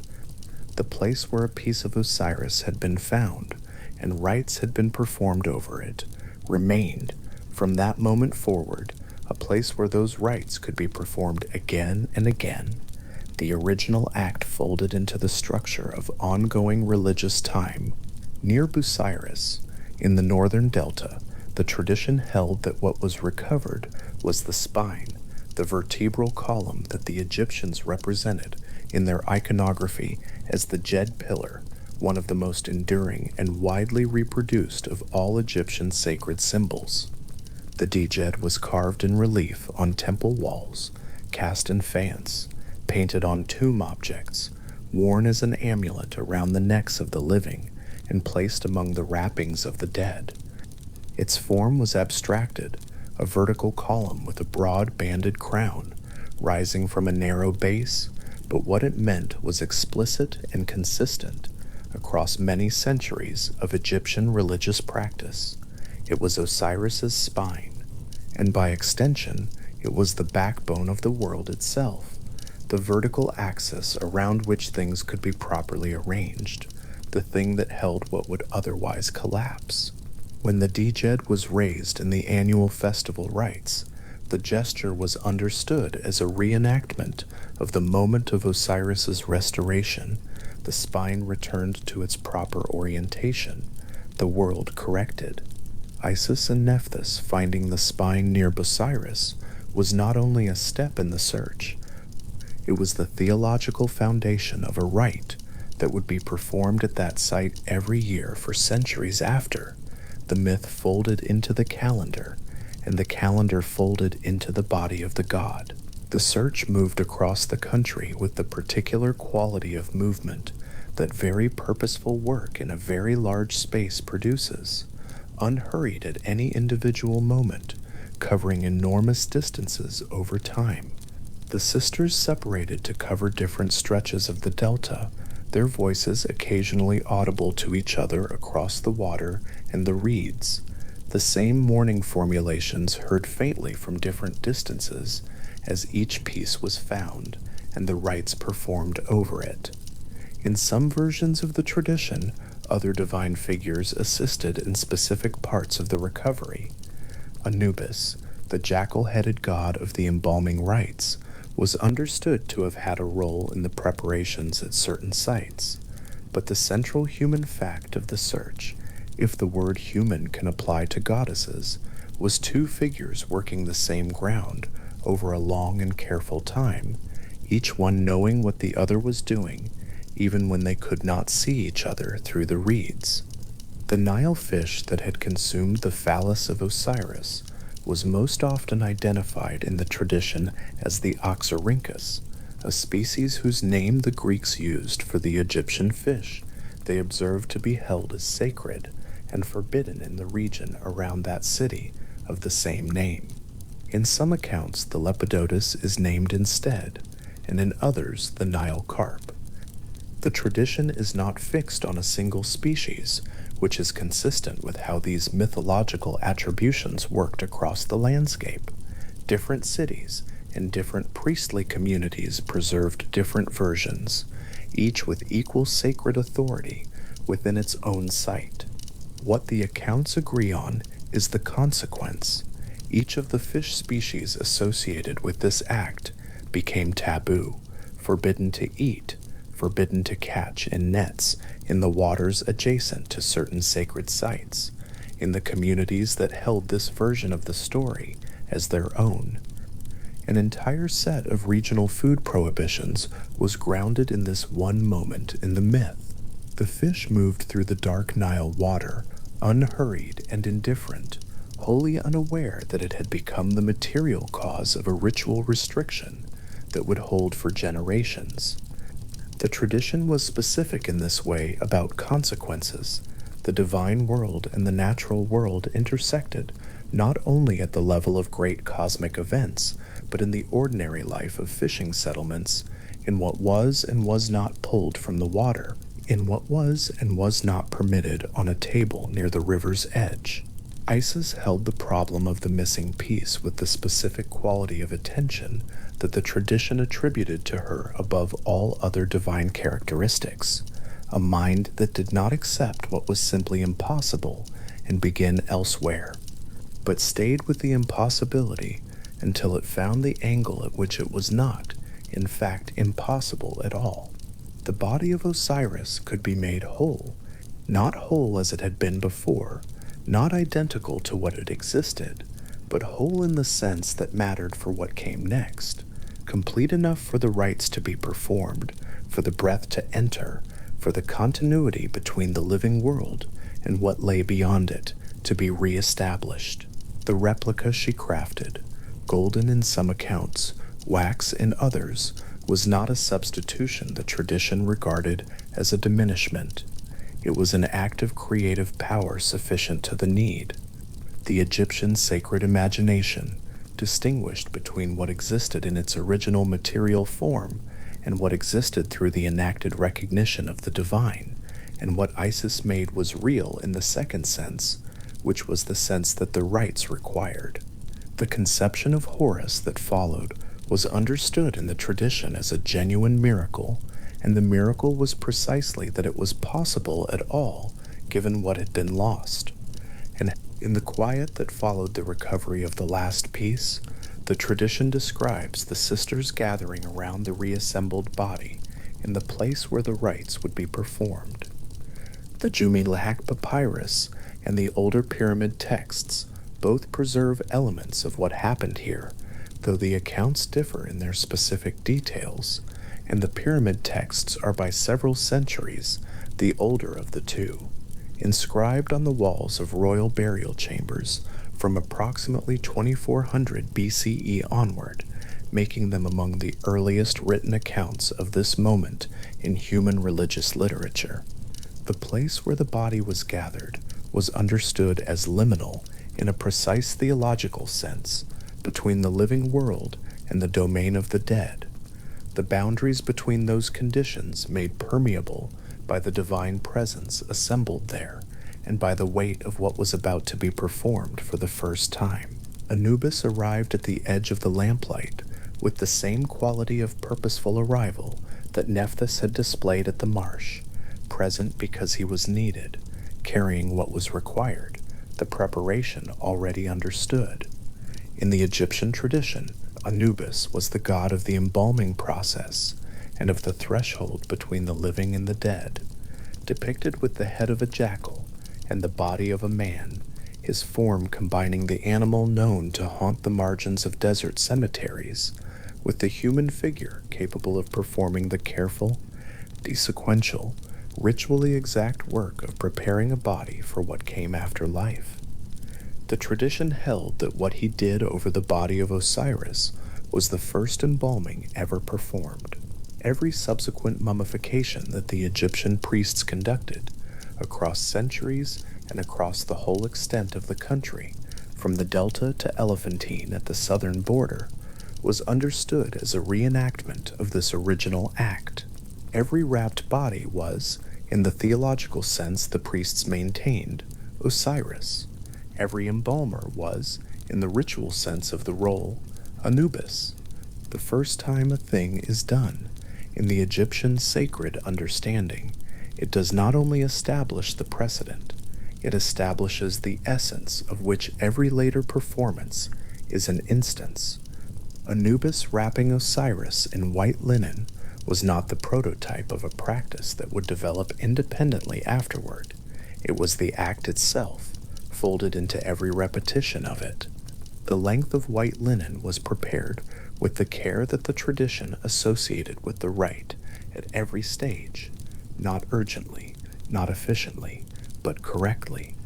Each bandage was of the right length and weight and purity. The wrapping proceeded in a sequence that the texts would later codify in manuals consulted by embalmers for generations. The fingers bound separately before the hands before the arms, the progression of the linen working from the extremities inward and then outward again, the body becoming gradually indistinguishable from the substance surrounding it, the human form enclosed in something clean and white and sealed. Specific words accompanied each stage of the wrapping, not general invocations, but precise formulations addressed to specific parts of the body as each was enclosed, each formula constituting part of what the priests later called the transformation. The linen was not only protection, it was the outward form of the words being spoken, the rite made visible and tactile and durable. Thoth stood beside the wrapped body with a scroll open in his hands. In the Egyptian tradition, Thoth was the god of writing and sacred knowledge, depicted with the head of an ibis and understood as the record keeper of the divine world, the one who inscribed the outcome of the judgment of the dead onto his scroll, the one who preserved the sacred formulas through which the dead navigated what came after death, the one whose careful and exact knowledge of the divine language made him the appropriate companion for a rite that depended on words being placed in exactly the right order. The pyramid texts, those inscriptions on the burial chamber walls that constitute the oldest stratum of this material, are attributed in the tradition to Thoth's knowledge, not composed by Thoth in the way a human author composes, but preserved by him, carried through the divine world's memory in the form of writing, and then inscribed on stone where they would persist. His scroll, held open now above the wrapped body, contained the formulas that would need to be recited in the proper sequence over the completed mummification, the text of the first resurrection rite, the words addressed to the assembled divine faculties of the dead god, so that they might be called back into a new and transformed relation with the wrapped body lying before him. The lamp behind Anubis threw his jackal shadow long across the wall of the space where the rite was being performed, and then Thoth's ibis shadow behind his, the two shapes overlapping at the edges in the warm, unsteady light. The assembled divine figures who had gathered for this work, Isis, Nephthys, Anubis, Thoth, and in some versions of the tradition several others, whose roles in the funerary rites were specific and enumerated, understood what they were doing, not only as the restoration of one god, but as the establishment of the mechanism by which death, from this point forward, would work. Before this night, the tradition held, there was no passage from death to transformation. There was only the ending. Osiris had been the god of the land of the living, the figure whose proper rule organized the world. What the rite being performed now would make of him was something different, and in the long arc of Egyptian sacred thought, something larger. The lord of what came after life, the form toward which every dead person moved, the organizing principle of the realm that every human being would eventually enter. What Isis had searched for across the length and breadth of Egypt and found, piece by piece, in the margins of fields and the beds of rivers and the dark flat distances of the delta, what she had gathered and what Anubis was wrapping in white and what Thoth was preparing to address in the precise sacred language of transformation, was not only her husband's body, it was the office of the dead. The lamentations that accompanied this work were liturgical in the precise sense that they had a form, and the form was what made them efficacious. The lamentations of Isis and Nephthys that the priests later recited at Abydos during the Osirian rites were not expressions of personal grief in the way that modern usage might understand that term, or rather, they were that and also something more structurally important. They were the formal activation of the mourning that the rite required, the enacted grief of the two divine figures, whose grief was understood as part of the mechanism by which the dead king moved from his broken state to his restored one. In the Egyptian understanding, the sisters' mourning was not incidental to the resurrection, it was constitutive of it. The sound of the lament, addressed in the right formulas to the right aspects of the god, was part of what moved him. Mourning, in this tradition, was not a response to death that occurred after death had happened and could not be changed. It was an active force that participated in what death became. The Egyptian word for a kite, the bird of prey associated with divine mourning, the form Isis took when she hovered above the body to generate the sacred breath of life, does not carry the modern European connotations of a scavenger, and does not carry those connotations in the tradition either. The kite in Egyptian iconography was associated with speed and height, and the specific quality of focused aerial attention that the bird displays in flight. On temple walls from the Old Kingdom through the Ptolemaic period, Isis in kite form appears above the body of Osiris in an image that the accompanying texts identify as the moment of the sacred breath, the wind generated by the goddess's wings carrying what no other breath in creation could carry. The theology of this moment was precise. The breath was not metaphorical life, but the specific divine faculty the Egyptians called the Ka, one of the several distinct aspects of personhood that Egyptian sacred thought distinguished from each other, being drawn back toward the body through the action of the mourning, the wrapping, the words, and the wings. The sisters' voices, the white linen, the scroll of Thoth, and the beating wings of Isis over the completed body were all parts of the same mechanism, each necessary, none sufficient alone. The sites where the pieces had been found and the preliminary rites performed were, by the time the full mummification was complete, already becoming the places the tradition would identify as the sacred geography of Osiris across all of Egypt.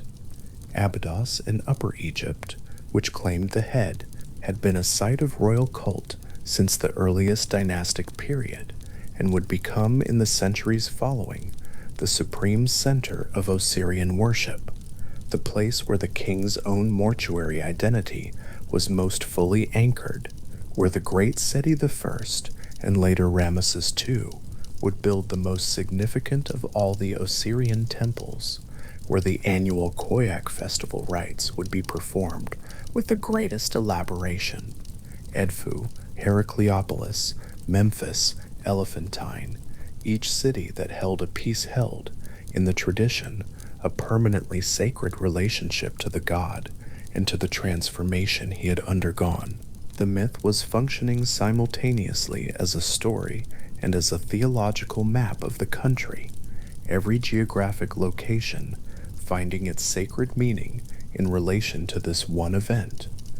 A traveler moving south along the Nile from the delta toward the first cataract at Elephantine was passing through a landscape that the tradition understood as the dispersed body of the god, the country itself continuous with the divinity it contained.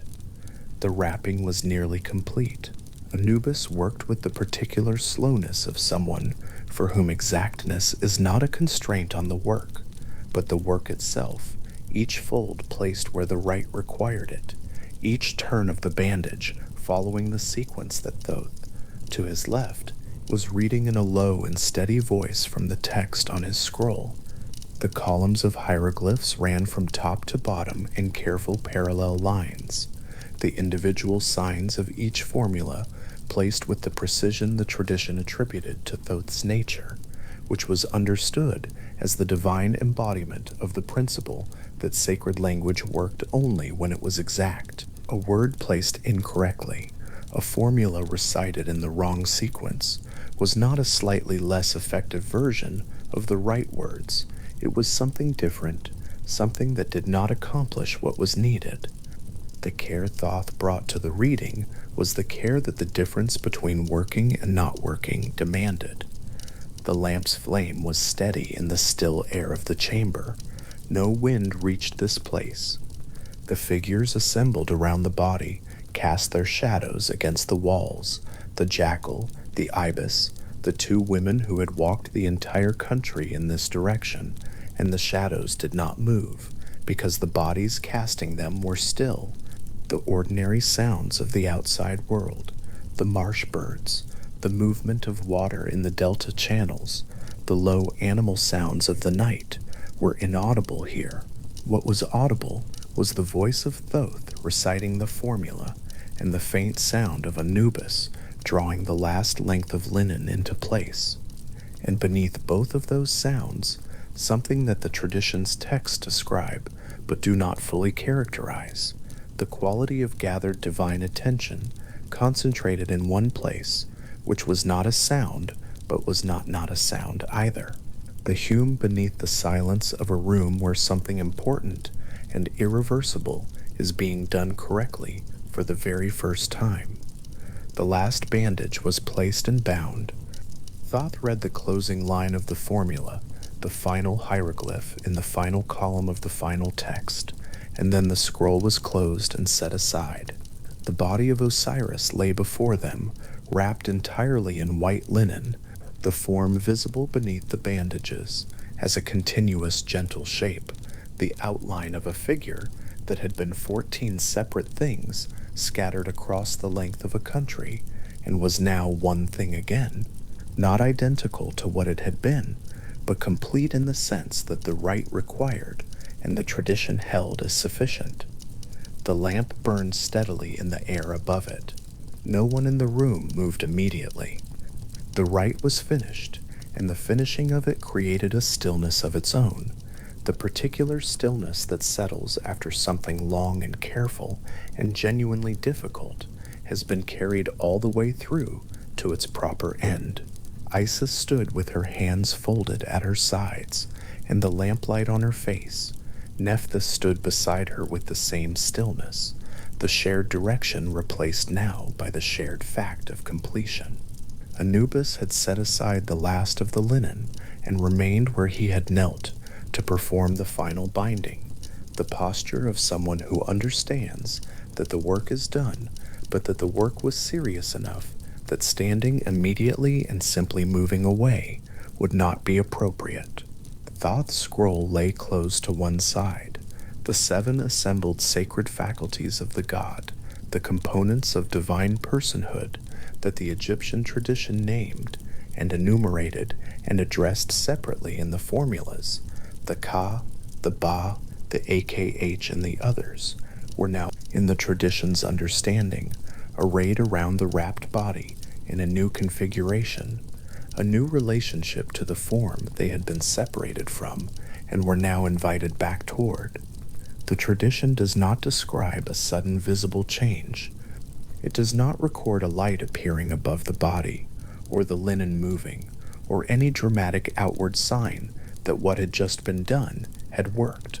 The mechanism the tradition described was slower and more certain than any single dramatic moment could express. The formulas spoken over weeks and months, and eventually years of ritual practice.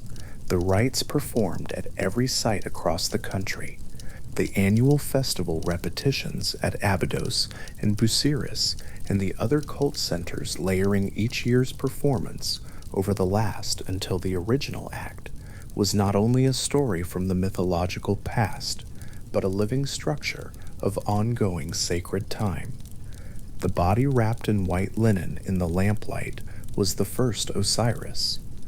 Every mummy that followed, from the most elaborate royal burial to the wrapped bodies of sacred animals in the late period cemeteries, was Osiris as well, the same god, the same rite, the same transformation available to anyone who was prepared in the way Anubis had prepared the god. The first performance was the essential one, but the essential one was also, from the beginning, understood to extend outward through all subsequent time. Thoth's scroll sat closed and still on the ground beside the body, its contents accomplished. The lamp burned with the steady indifference of something that does not know what it has illuminated and does not need to know, and the white linen of the wrapping was the same even white across every surface. Then the long work of the search, and the rites, and the gathering and the wrapping, visible nowhere on its surface, and present everywhere beneath it. Nephthys had moved very slightly in the stillness, a settling, not a departure. The way a person settles when something they have been holding carefully can be held a little less tightly now without being dropped. Isis stood where she had been standing since the last formula was spoken, and the lamplight on the white linen was warm and steady, and the body of Osiris lay complete and bound in the quiet air of the rite's completion, and the lamp burned on, and the scroll rested beside it, and the long breath held across the whole country, and the whole of the search that had moved through it was released now, gently, into the still warmth of the room, which held it, and was quiet. A kite hangs in the air above the chemist's marshes in the last moments before dawn, wings fully extended, held still by the particular stillness that comes just before the light changes. Below her, the delta spreads in every direction, flat and enormous, divided by water. The papyrus reads dark and motionless, the channels of the Nile catching the first pale suggestion of the coming sun in long, faint lines across the surface. The marsh birds have not yet begun their calls. The world is at its quietest point, the one brief interval between full dark and the slow return of color, and she hangs there above it without moving, without descending, the air beneath her wings holding her suspended above everything she has made whole. This is how the Egyptian tradition describes it. In the oldest accounts that survive, Isis in the form of a kite, hovering above the body of Osiris at the moment of conception. The image was understood not as metaphor, but as an event with specific theological content. The beating of her wings, held over the mummified and bandaged form of her husband, generated the sacred breath of life, the particular animating force described in the pyramid texts as something no other being in all of creation was capable of producing. Not Anubis, who had performed the wrapping and the binding, not Thoth, who had spoken the words, not Nephthys, who had stood through every stage of the search and the preparation and the long work that preceded this moment. Only Isis in this form, producing this breath at this particular point in the sequence of events.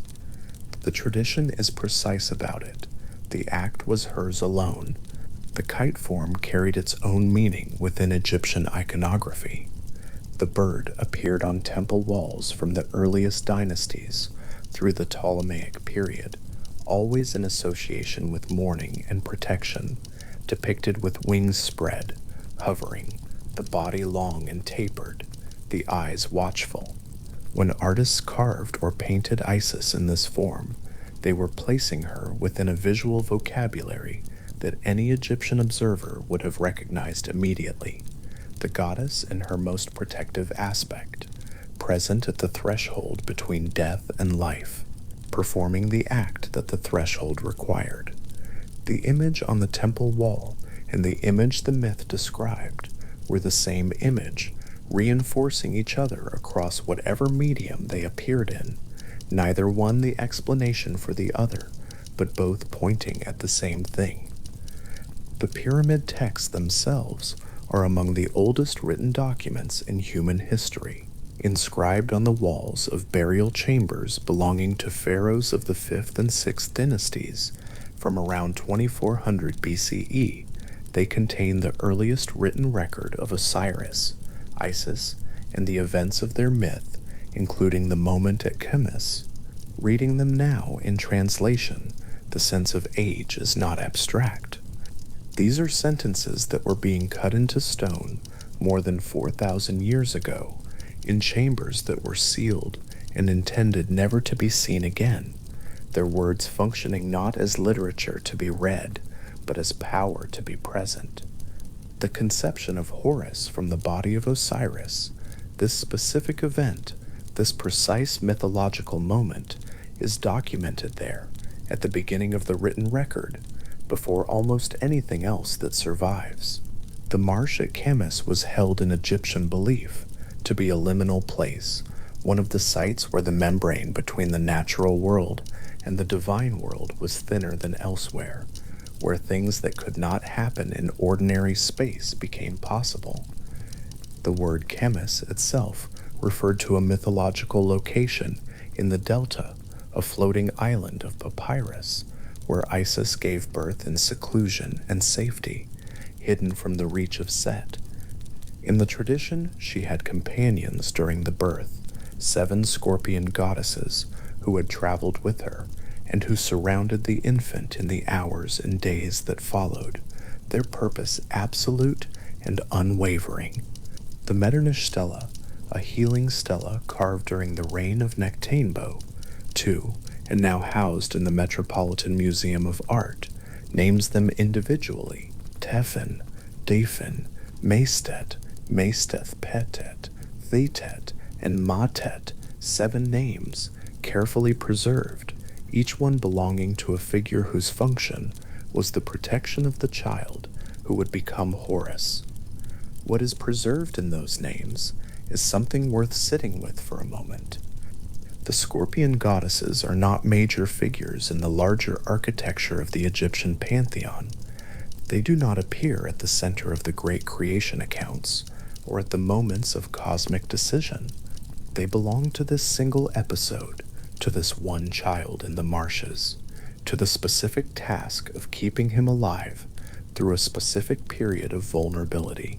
And yet their names were still being carved into stone during the 4th century BCE, still considered worth preserving with precision, still understood as details that mattered. The myth, even in its smallest particulars, was held with that kind of care. In the papyrus marshes of Chemis, among the reeds, with the Nile moving in its slow channels nearby, and the 7 scorpion goddesses keeping watch at whatever distance the darkness allowed, Horus was born. The tradition does not linger on the birth as an event of dramatic consequence, not in the way that some later mythological traditions might have treated it. What the Egyptian account emphasizes is the location and the protection, the fact that Isis brought the child into the world, in the one place where Set could not easily reach them, surrounded by the figures whose entire purpose was his safety. The marsh receives the birth quietly. The reeds do not part or straighten. The channels of the Nile continue their movement. The 7 small guardians hold their positions in the pre-dawn dark, entirely still, entirely focused, and the world that has been waiting for this child since before the murder of his father now contains him at last. This was the beginning of another story, the long childhood of Horus in the marshes, the dangers that found him there, despite the precautions, the journey toward the conflict with Set that the tradition understood as both a continuation and a resolution of everything that had happened before. That story belongs to its own telling. What matters in this moment, in the dark and the warmth of the Chemis marsh, is simply that he arrived, that the sequence of events that began with a banquet and a chest fitted to exact measurements and molten lead poured along sealed seams had reached this point, that Isis, who had crossed 2 landscapes and navigated a foreign court and performed the first gathering of scattered things in the history of the world, had also done this, had brought the next generation into existence from what had been made incomplete. The Egyptian tradition placed enormous weight on continuity, not the continuity of political dynasty, though that mattered, but the continuity of cosmic order. The sense that the world operated according to a sequence of events that could be disrupted but not permanently broken, that what was torn apart could be gathered, what was bound could breathe again, what was lost could be found by someone patient enough and skilled enough and sufficiently committed to the finding. Isis, in the tradition, was all of those things. Her name in Egyptian, Aset, carried the meaning of throne, of the structural support on which legitimate power rested, and the birth of Horus in the marshes was the demonstration that the support had held, that the sequence had not been severed after all. In the months and years that followed the events at Chemis, the ancient Egyptians built institutions around what the myth described. The most extensive of these was the Koyak festival, held annually during the 4th month of the inundation season, when the Nile flood was at or near its peak and beginning to recede. At major cult centers, including Abydos and Busiris, the city of the spine, the city of the Jed pillar, priests and worshippers enacted the sequence of the myth through ritual and through objects. Among the most distinctive of these objects were the Osiris beds, effigies of the god's form, made from Nile silt packed into a mold, with grain seeds pressed into the moist earth inside them.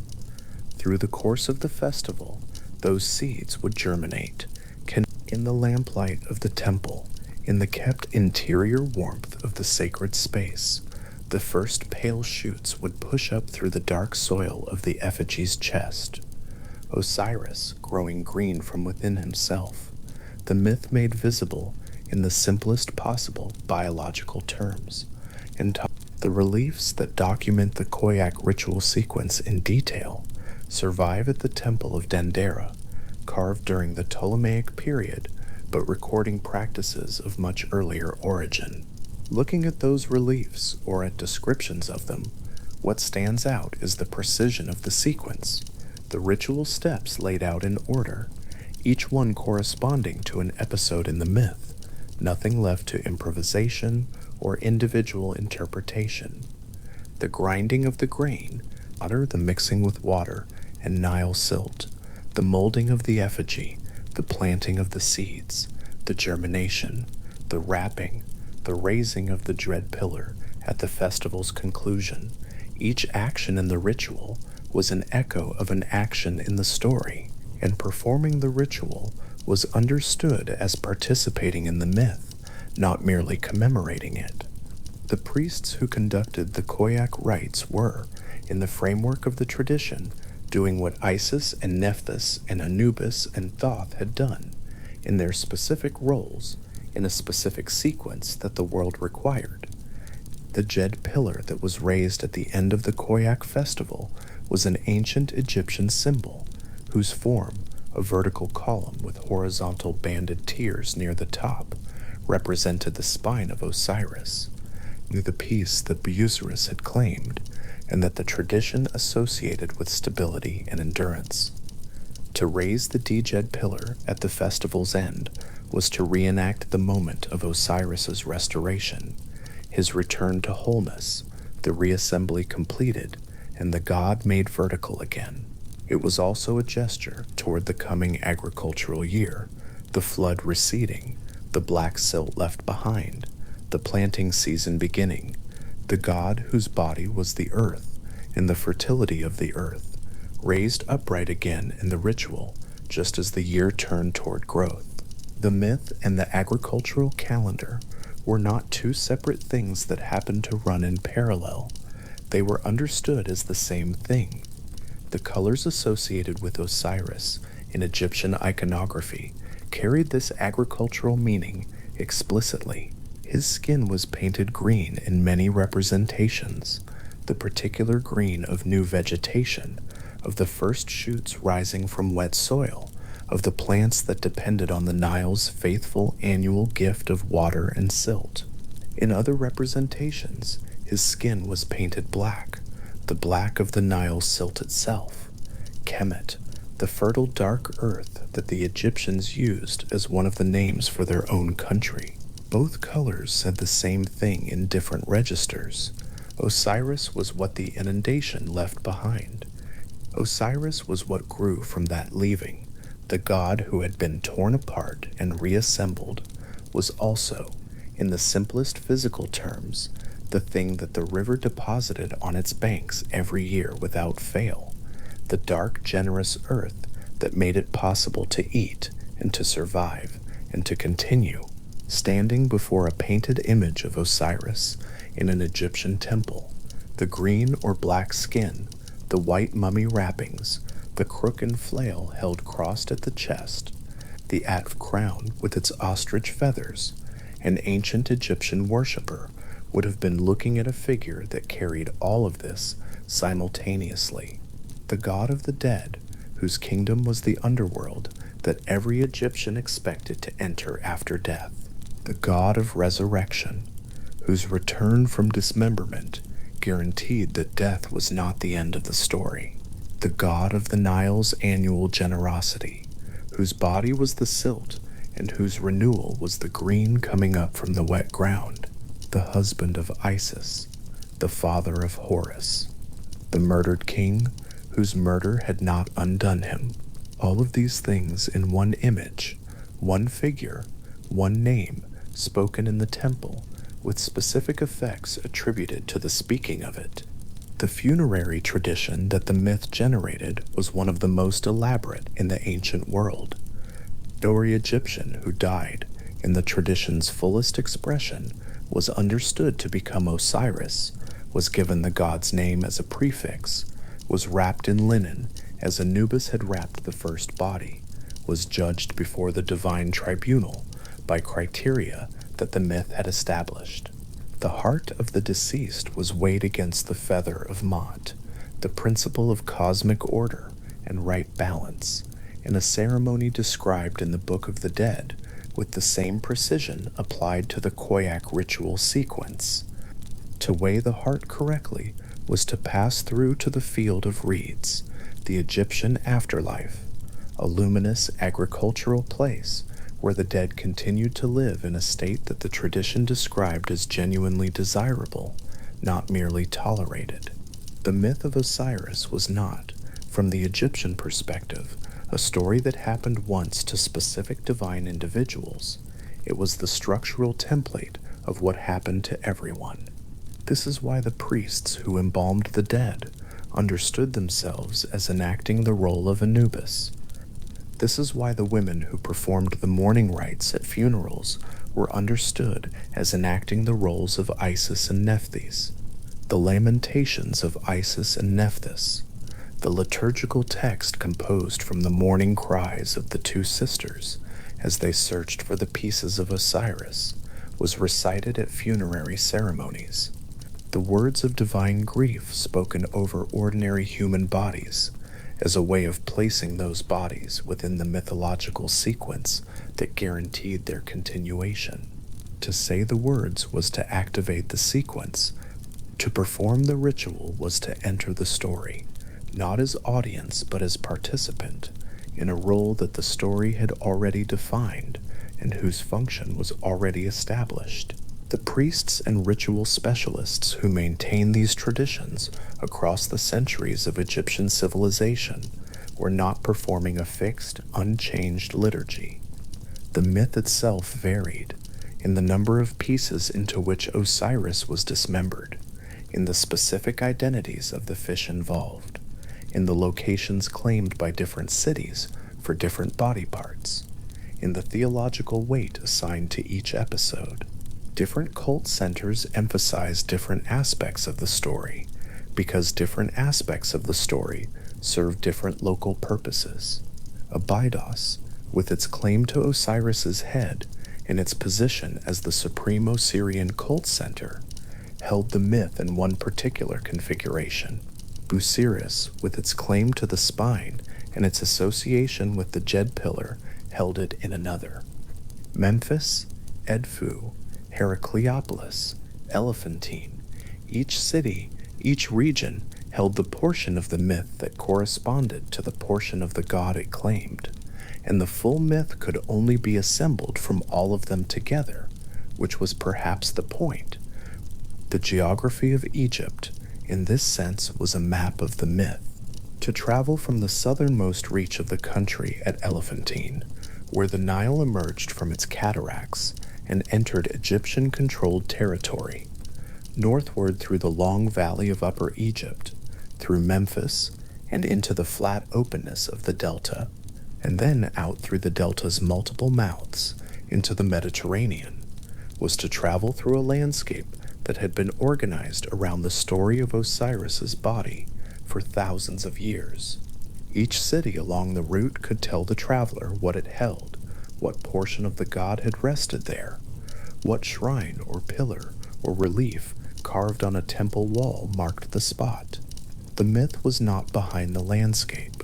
The myth was inside it, inseparable from it, the reason the landscape had the meaning it did, and the Nile itself, running through all of it, carrying its water from the mountains of Central Africa down through the desert and out into the sea.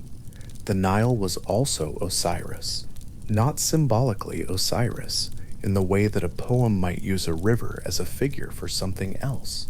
Osiris, in the tradition, was genuinely present in the river's annual behavior, the inundation, the swelling of the water each year, the flooding of the banks, the depositing of the silt, the recession that left the planting ground, was the myth made material.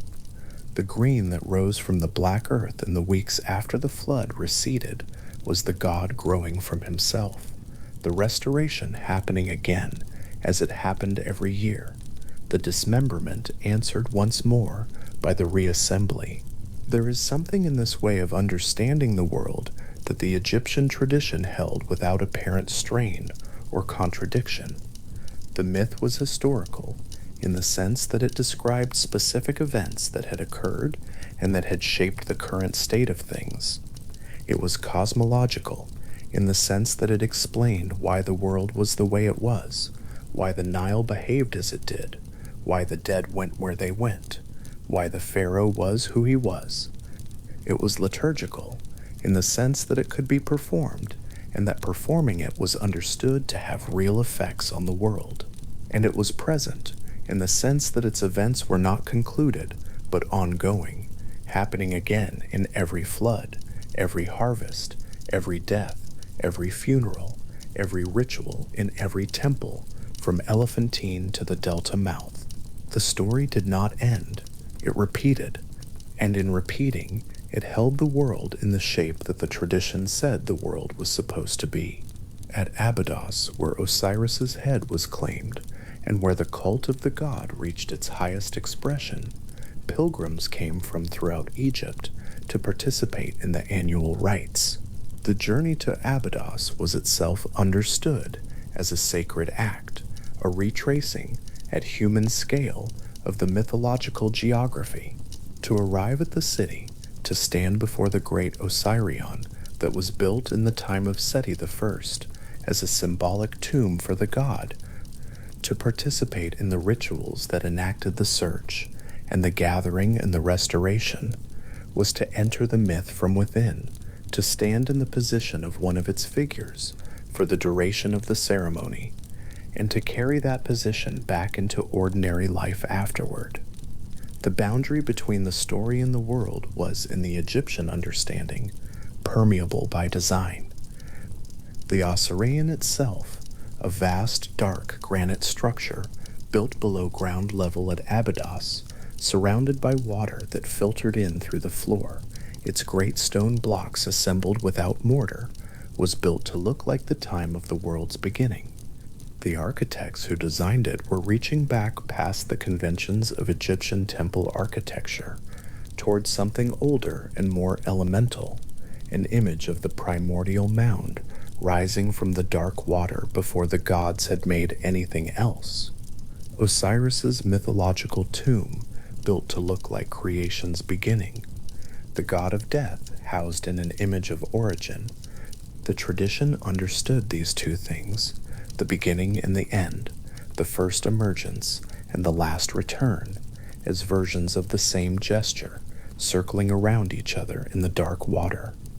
The fragrance of the tamarisk that had grown around the sealed chest on the shore at Byblos. The warmth of the linen-wrapped body lying still in the lamplight when Anubis had finished his work, the pale shoot rising from the Osiris bed in the temple at the Koyak festival, the black silt glistening along the Nile bank in the early light of the morning after the flood. These images were not decorative. They were the tradition's vocabulary for a single persistent claim that death was not discontinuity, but transformation, that the world's apparent losses were recoverable through the right sequence of actions performed by the right figures, in the right order, and that the evidence for this claim was visible every year in the river's behavior and in the earth's response to it. Isis, by the time of the late Egyptian period, had become one of the most widely worshipped figures in the ancient world. Her cult spread outward from Egypt, through the Hellenistic world, and into Rome, reaching Britain in the north and Mesopotamia in the east, persisting well into the early centuries of the Common Era. The Romans built temples to her, Greek poets wrote hymns to her, merchants carried her image on ships as protection against drowning. The goddess who had cut her hair in mourning and walked through the papyrus marshes in plain clothing and braided the hair of foreign serving women near a well in Byblos became, across the centuries, a figure of almost universal reach, her myth translated and retranslated, her powers adapted to new contexts, her identity overlapping with other figures in other traditions without losing its Egyptian core. What survived through all of that translation was the central act, the gathering, the patient, systematic, geographically enormous, magically resourceful work of recovering what had been scattered and making it whole again. Every culture that received the myth of Isis received, along with it, the claim that this kind of work was possible, that what had been broken into 14 pieces and thrown across the length of a country could be gathered by someone who was willing to travel the distance and do the work, and that the result of the gathering, even incomplete, even requiring a golden replacement for what the river had taken, could be something that breathed again. The linen on the reassembled body of Osiris, white and precisely wrapped, each bandage laid according to the pattern that Anubis had established as the prototype for every subsequent wrapping. That linen is very old.